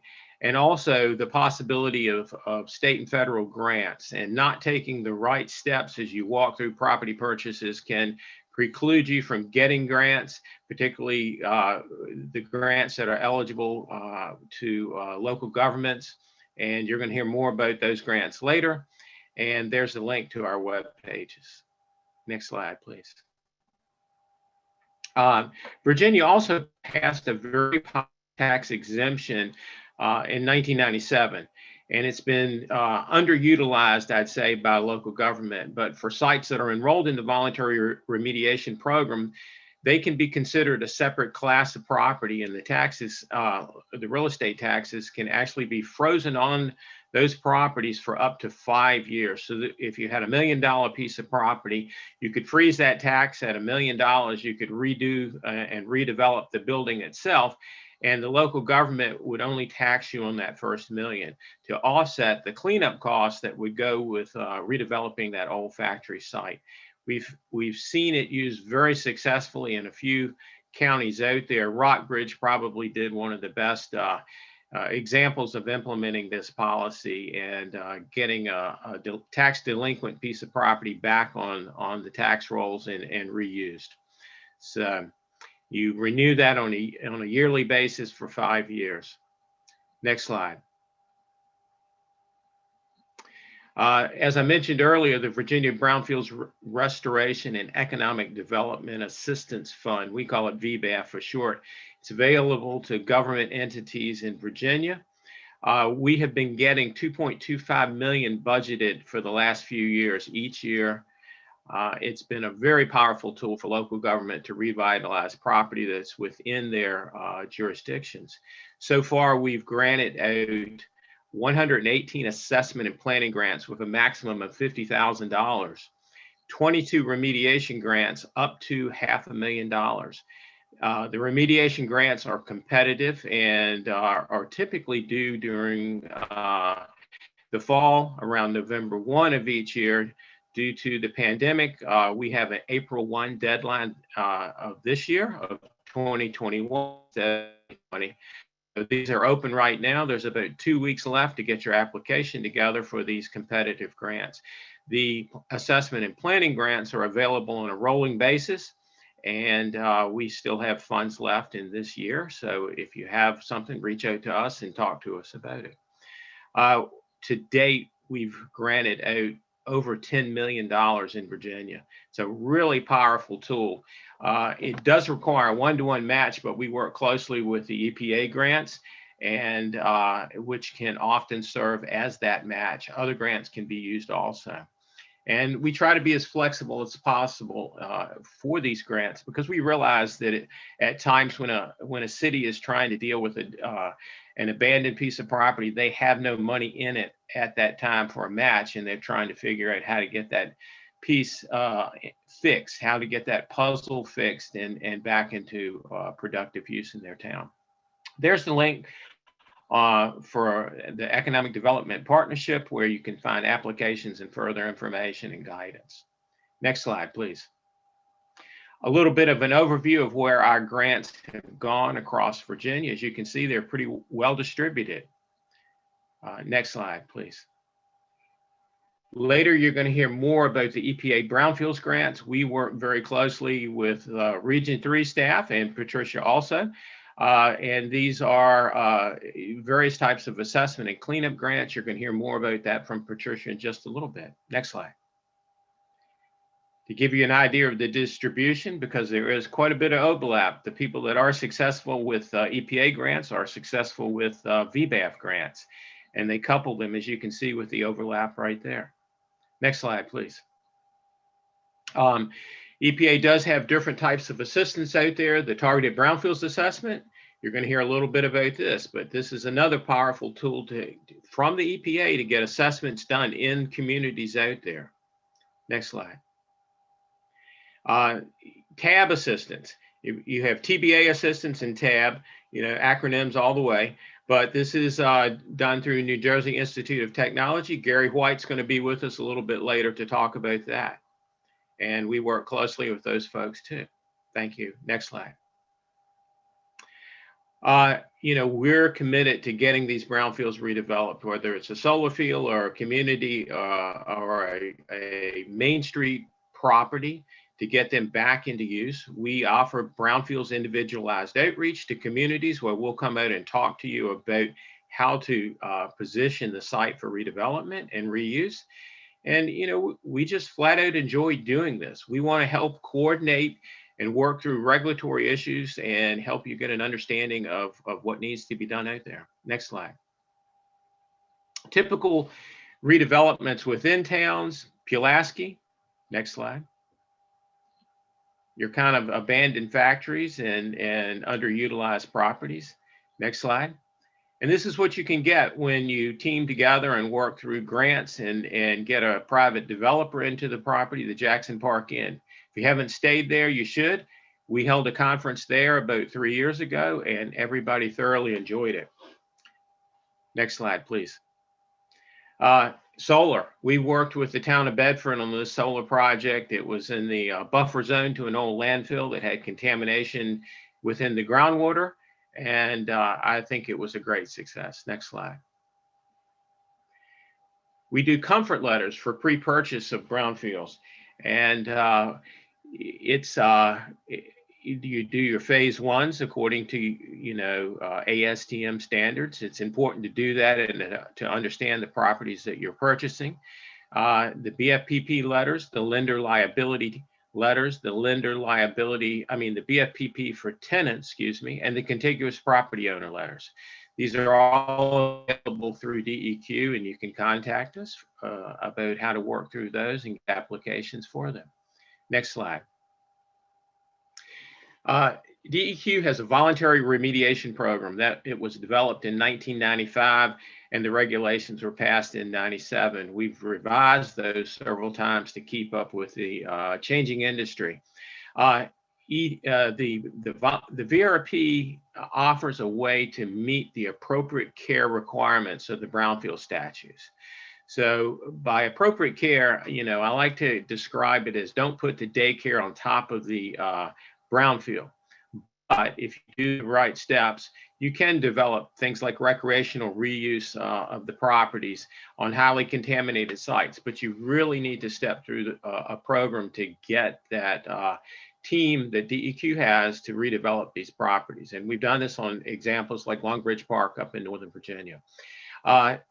Some of the important things of completing a VRP project on one of these properties is the enforcement immunity that comes when the cleanup is complete.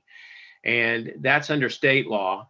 The next step is we have a memorandum of agreement with EPA. So when you complete a site in Virginia, there's no further federal interest in that property.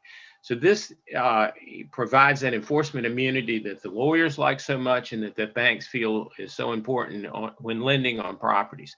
If you want to get more information on this, you can reach out to us once again. And there's a link to our VRP website. Next step, or next program, excuse me. 8 years ago, we partnered up with our solid waste division, and I gave a presentation about reusing old landfills and trying to get solar on them. And I think we've really come a long ways in 8 years from me speaking and having some skeptical people out there to actual whole conferences on this. So keep these questions in mind as we go through the next couple of days, because we're going to dive deeper into landfills. We're going to talk about reusing these properties and engaging localities on their historic landfills. Next slide. You know, the old solar technology was clothespins. We're really jumping light years ahead, so stay tuned. You're really going to find some interesting information over the next couple of days. And the next slide is contact information, and I'll let Patricia take it over because she's got some really good information on the EPA and some of their programs. Thank you. Thanks, Meade. Thank you, Meade. Thank you, Patricia. Yes, thanks everyone. Thanks to Dan and Carrie and everybody at the Virginia Solar Summit for inviting me. So you've heard a lot from Meade about what Virginia has to offer. Virginia's one of our best states. So great program and great partners. So I want to give you a little bit of an overview of what resources we also have available at the federal level. So why don't we go to the next slide, please? So basically, EPA has resources to help you with brownfields, put them into solar projects, put them in whatever project that the community needs. And a lot of our resources mirror the state resources, but it doesn't mean that you can't take advantage of both. You can marry the programs, partner the programs, take advantage of all the resources that are available to you. So at the federal level, we have grants and technical assistance that can help each community, each nonprofit in planning, assessing, cleaning up, and reusing your brownfields. We have grants to enhance job training programs in your community. We have what we call the Environmental Workforce Development Job Training Program, which I'll talk a little bit about later. But in addition to our grants, we also, as Meade said, we also have liability protections at the federal level under the federal Superfund law, the Comprehensive Environmental Response Compensation and Liability Act. That's what we call Superfund or CERCLA. But CERCLA does provide, since 2002, protections for folks who are willing to purchase these properties, to purchase brownfield properties, or at this point, enter into long-term leases on the properties. So we can help with that, with technical assistance, with comfort letters, etc. Also, as Meade pointed out, a very important piece of the liability protections is if you enter your site into a state voluntary cleanup program and you get that no further action assurance letter from your state, EPA is not going to overfile. It's a very good option for everyone to take their brownfield. So you're protected from EPA enforcement if the state, in fact, gives you that no further action. So that's a great program. We also at the federal level provide money to state and tribal programs. We give Meade money each year to help run his program. So great partnership and great resources all around. Next slide, please. So just a little bit, think about the whole cycle. We're here to help you with the entire cycle, both Meade and our federal resources at the EPA's Brownfields program and the state Brownfields programs. But think about, once you have a property, you need to assess it and characterize it. You want to figure out what's potentially there. Remember that a lot of brownfields just look bad. Because of that broad definition of a brownfield, the potential contamination, these sites are complicated a lot of times because they look awful. Just looking awful doesn't make you, a bad thing. You can look awful and still have a lot of potential. So what we want to do is encourage folks to use our resources to assess and characterize the site, make sure it's contaminated, and also make sure you can delineate what kinds of contamination you have and what's the extent of that contamination. And then once in conjunction with your characterization of the contamination, who's liable for that contamination? Make sure you don't walk into a property, not knowing it's contaminated, but then also once you do know it's contaminated, who's responsible and how can you make sure that you as the new owner, the new leasee, that you're not the liable party? So we have resources to help you with that. We have folks to help you with that. So please take advantage of our resources. Let us help you figure these things out. Also, then once you, either before, during, or after you've delineated the liability, you make those decisions whether to purchase or lease these properties. In the case of solar, it might be a lease, a long-term lease, but under the federal scheme now, under CERCLA, if you're a long-term leasee, we can treat you as a purchaser for liability purposes. So very important. And then, once you've figured out who's liable, what the assessment is there, figure out, how to clean up the property to the point where you can use it for its intended reuse. And one note about reuse at the federal level, probably even at the state level, we do not try to dictate reuse. So reuse is a local decision. It's a property owner decision, and it's a local community decision. We want to support all reuses with our federal programs and our federal resources. So all of our resources are available regardless of what the community and or the property owner wants in form of reuse. But we want the reuse to be locally driven, to be property specific. But we also, in our program, want to help you and want to promote sustainable reuse. We don't want today's brownfields to be tomorrow's brownfields. We want today's brownfields to be economic drivers for your community. We don't want to end up having you come back 10 years from now and say, hey, we just created another brownfield. So we want to make them so that they're sustainably reused, they're revitalization, and they're real economic drivers for the community. Next slide, please. So this is going to sound like a repeat of everything that Meade said almost. So at the federal level, we have assessment grants, cleanup grants, grants to capitalize revolving loan funds to promote cleanup of brownfields. We have multi-purpose grants, which are just one grant to do both assessment and cleanup. And we also have grants to support environmental workforce and job training programs. Next slide, please. Who's eligible for federal brownfields grants? Any form of government, state, tribes, local, regional governments, and also nonprofits, any nonprofit that will fit within the 501(c)(3) definition set forth by our IRS. Next slide, please. So all these folks are eligible to do all these wonderful things. So brownfields assessment grants, basically an assessment grant can be used to inventory sites in your communities, to characterize those sites, to do assessments, to do your, what we call all appropriate inquiries under CERCLA, but it's also your phase 1 environmental site assessment under the ASTM E1527. If you don't know what that means, consult your local engineer, your environmental professional, and they'll help you out. Basically, it's your phase 1 environmental assessment and your characterization of these properties can be done with our assessment grants. You can also do a lot of planning activities with our assessment grants. And it's important when you're assessing and characterizing your site, you're determining what kind of contamination may be there, what could be the extent of the contamination. Also, you want to start planning for what are you going to do with that property, because what your reuse is means a lot towards how you're going to clean that up, how far are you going to go with the cleanup, and where you end up with cleanup, it has to be married with the reuse that you're going to use. We can also use our funding to do community involvement, and you must do community involvement when you have our grants. Our grants dictate that the community be involved in the decisions that are being made with community properties. And again, all of these, the multi-purpose aspect of our grants, assessment grants, inventory, characterize, assess, plan for cleanup, do your public involvement, inform and engage your stakeholders. Next slide, please. So there are all kinds of brownfields assessment grants.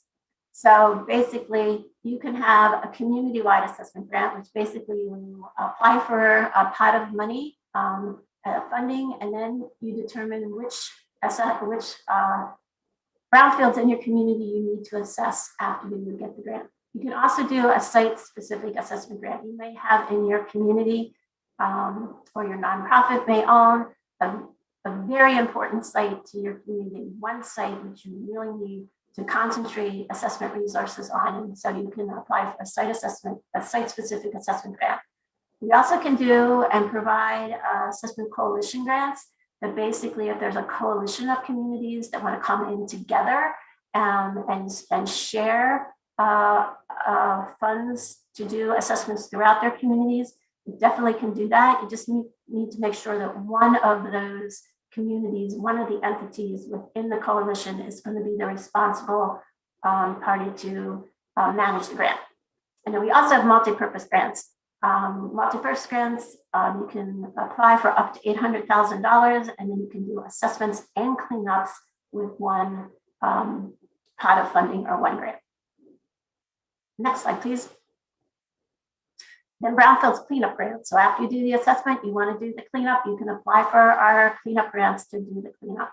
So we have, and cleanup includes all aspects of cleanup, planning for the cleanup, doing the cleanup, analyzing the cleanup, etc. So we have brownfields cleanup grants. There are some conditions in our cleanup grants. One is that you have to own, the entity that applies for the grant has to own the property. You can't be liable for the contamination of the property, and there is a 20% cost share. We also provide capitalization for revolving loan funds. Basically, if the community has several properties that need to be cleaned up, and they want to come in and ask us for up to, I think, $800,000 to put into a fund, and then you can loan out those funds to others in your community to do the cleanup. Then the folks who you loan the money to pays it back to the fund, and you can loan it out again to another a brownfields owner, property owner. So that's a way to get more resources into your community and generate some income that can then be put back out for more great brownfields cleanup. And then again, we have multi-purpose grants, as I said before. Next slide, please. We did this. Next slide, please. So again, a little bit about multi-purpose funding. We don't do a lot of these grants because they're big in the resource parade here, up to $800,000. I think we even have authority to do up to $1 million, but that's a lot of money for us to put into a community. And so we really think hard about awarding a multi-purpose grant. We need someone to be ready to both assess, clean up, and do revitalization planning. So you need to be able to do all three aspects, get on the ground running as soon as you have one of these grants. If you're not ready to do cleanup and you're not ready to do revitalization, just apply for an assessment grant, because we really favor these resources to folks who can show us that they can do all three prongs within a 5-year grant. If you can't, remember, these resources will then be available to someone who can meet those conditions.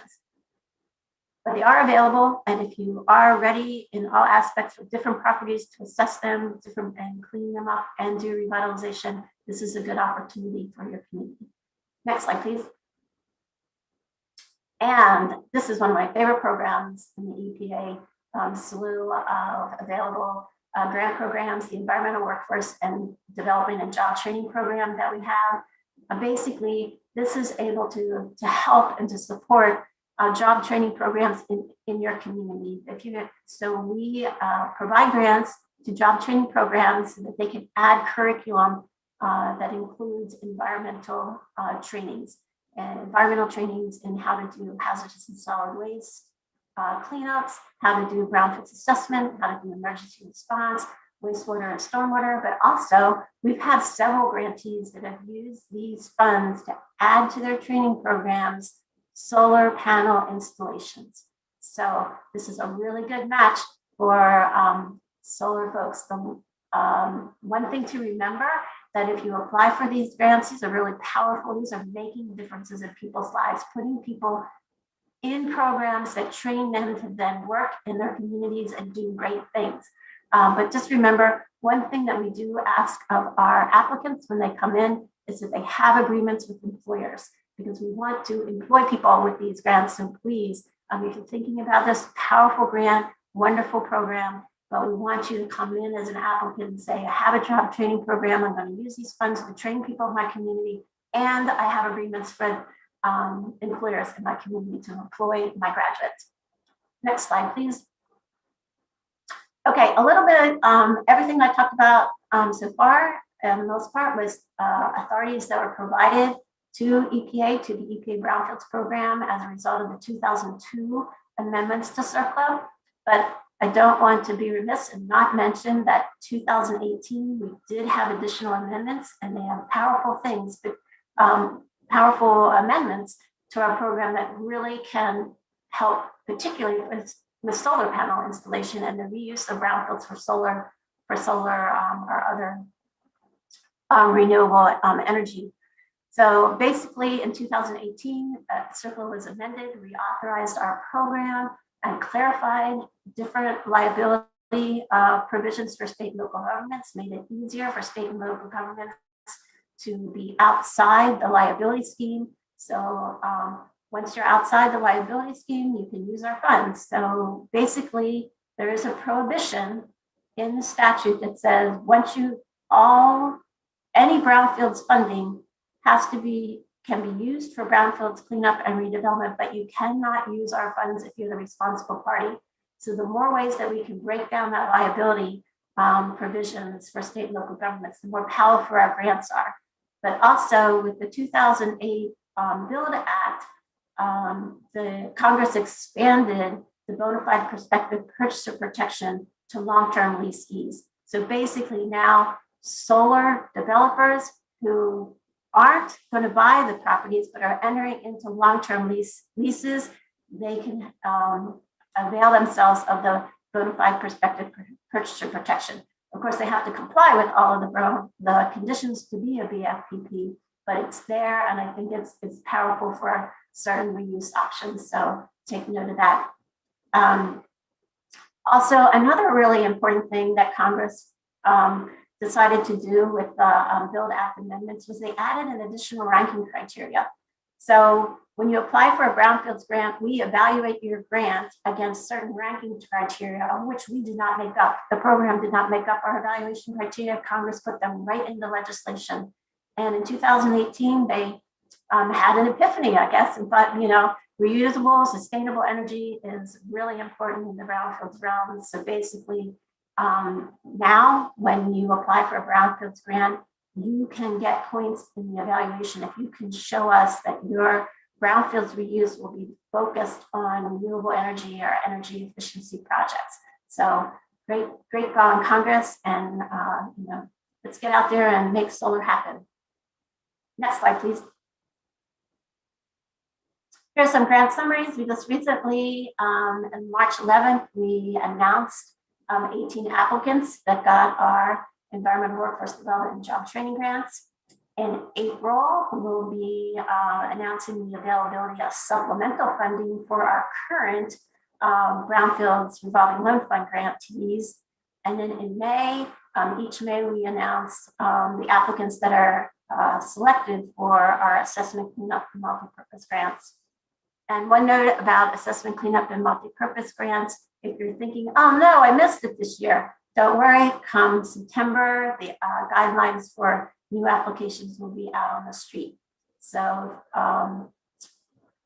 become educated on the application process now so that you're ready in September to apply for a grant. Next slide, please. Okay, just basically, so next slide. A little bit about technical systems, but Meade pretty much covered this. We do provide funding to nonprofit groups for Region 3, Virginia, EPA Region 3, Virginia, that's the New Jersey Institute of Technology. Basically, they are your tab provider. They are available to you to help you understand brownfields, help you figure out how to develop the capacity to assess and clean up, help you think through when and how to apply for a brownfields grant, use these resources. Next slide, please. And here we go, here's the map, Region 3, Pennsylvania, West Virginia, Virginia, Delaware, Maryland. You are, the New Jersey Institute of Technology is available to you to help you with your brownfields. EPA funds it, it's at no cost to you. We're funding these folks to do good things for you and to provide technical assistance to make use of them. Next slide, please. We also have a really robust land revitalization program to help you think through, okay, I've assessed my property, I've cleaned it up, and now what do I do? How do I get it into sustainable reuse? We have a lot of resources and tools available to you. Please check out our website, but tons of tools, lots of advice, and lots of different technical assistance and guidance. Next slide, please. And then after lunch today, you're going to hear a lot of really cool things about our Repowering America's Lands program. Laura Strine of EPA is going to talk to you about this great resource that helps you think through whether your site is amenable to different renewable energy options. So I don't need to talk about this because Laura's going to go into detail, but just think all it helps you think through how to do renewable energy on brownfields. Good tool, more to hear about that later. Next slide. Oh, and the Brownfields Conference, another great place to learn all about how to do brownfields, how to assess and clean up and network and do wonderful things and make your brownfields work for your communities at the Brownfields Conference. We're currently scheduled to be in Oklahoma City in September, but stay tuned. We're getting nervous about September, folks. And so we want to make this the safest conference that we can. I'm not sure if we're all going to be vaccinated and ready to travel in September. We may have to postpone, but remember, we'll be in Oklahoma City, and I really look forward to seeing everyone in person very soon. So more to come on the dates later, and we'll be posting updates on our website at www.epa.gov/brownfields. Next slide is our next slide. That's just our contact information. Remember, as Meade says, if you have questions, you need help, come to us, talk to us, call your tab provider, call me, and we're here to help. So Brownfield Solar, the future is bright. Perfect, Patricia. Thank you so much. You even stole my teases. How did you do that? I've never worked with you before. I don't know how.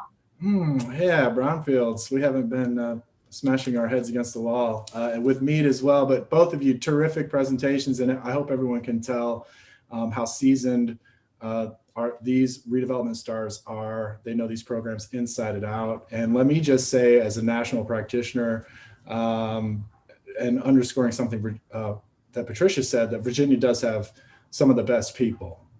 We've got great programs, that's what we're talking about, and those are easier to replicate, but getting to know the really good people that the state of Virginia, the Commonwealth has plugged in at DEQ, at DMME, all through. I don't know how they're doing it, but the difference is stark. And Meade is of course one of their leading stars.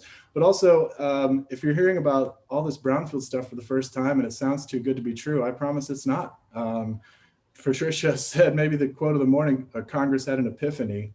And we're just fortunate that Brownfields has been one of these places where Republicans, Democrats, everyone understands the need for kind of public sector involvement and the focus on these local level projects. It's kind of the perfect thing. And the way that these programs are organized, they're very structural. There's objective criteria. They're ranked, as Patricia was saying. You can't fake the funk on these projects. You've got to come strong. If you're not a nerd like me, you better have a nerd on your team. And that's how we're able to raise the minimum, get people really thinking about these issues as they apply for their grants right from the start, and then follow through. So I'm eating up our time, but and we're in kind of the lunch hour. We're going to have a nice break, but I want to give you guys an opportunity for some final thoughts. We're going to take some kind of questions later in the day. We're going to come back. We're going to answer some of the questions that we snagged from the chat. But Meade, do you have a final thought?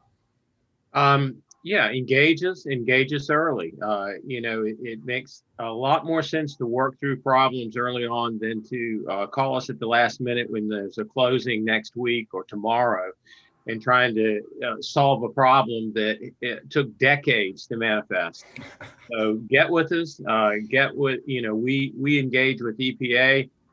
Patricia and her team are great people. Region 3, we work very closely with. As Patricia mentioned, we get some really great grants from EPA. 3 different types is what Virginia has tapped into, and it's been a powerful tool, as you can see, that we've coupled with the VBAF grant. So, and I really appreciate Patricia joining us. It's always great to get OBLR. I've worked closely with them over the years, and it's a stellar team up there. Cosign. Thanks, Meade. Patricia, any final thoughts for us? No, other than just to say that, it's a lot to throw at you. Like we talk about money and it's funding, it's available. And, but remember the EPA Brownfields program, our grant cycle basically starts in September, but please don't wait till September to, you're thinking about it now. Look at our grant guidelines for this year. We don't change our grant guidelines very much from year to year. So get an idea of what you will have to do to apply for a grant now. And if it seems overwhelming, call me, call your TAB grantee, call your Brownfields coordinator at Region 3, Michael Torino. He's available. So we're all available to help you out and take advantage of all the resources that we have, but don't wait till the last minute because it's a competitive program. We only about a third of the folks that apply for grants each year actually get grants. And basically, the better prepared you are, the more of a chance that you have. So be prepared and ask questions. Be prepared, ask questions. It's the perfect place I wanted to leave it. It's, as Meade said, the closing table is not the place for these kind of big reveals. And it's really a nice underscore to the entire morning.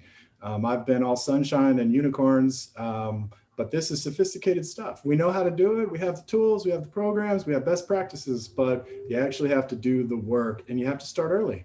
For all kinds of reasons, engage your community early, start your diligence early, start asking questions early, start exploring available programs early, and who can help you? Call Gary White at NJIT. He will answer your questions for free. Thank you, Congress, but you got to do it early. You really can't turn in your assignments late on this stuff because it is a boom. It is a renaissance. These are competitive programs. As Patricia just said, the EPA Brownfield program is so successful, it's 300% overscribed on average. And as Virginia starts to build a parallel program on the Brightfield side for DMME to administer, I'm sure, this is me forecasting, that program will be oversubscribed in its first round and probably ever after. So we got to get to work. We got to get to work now. And we already are. If you're still watching us right now, you're in the Army and the Renaissance is growing. We're going to be distributing all the materials that you need to go home and start your homework next week in the big knowledge binder. Keep asking those questions. We're over time. We're going to take a hard break now. We're going to stop the stream so you can eat and replenish yourselves, do a lap around the block, call somebody, whatever you need to do.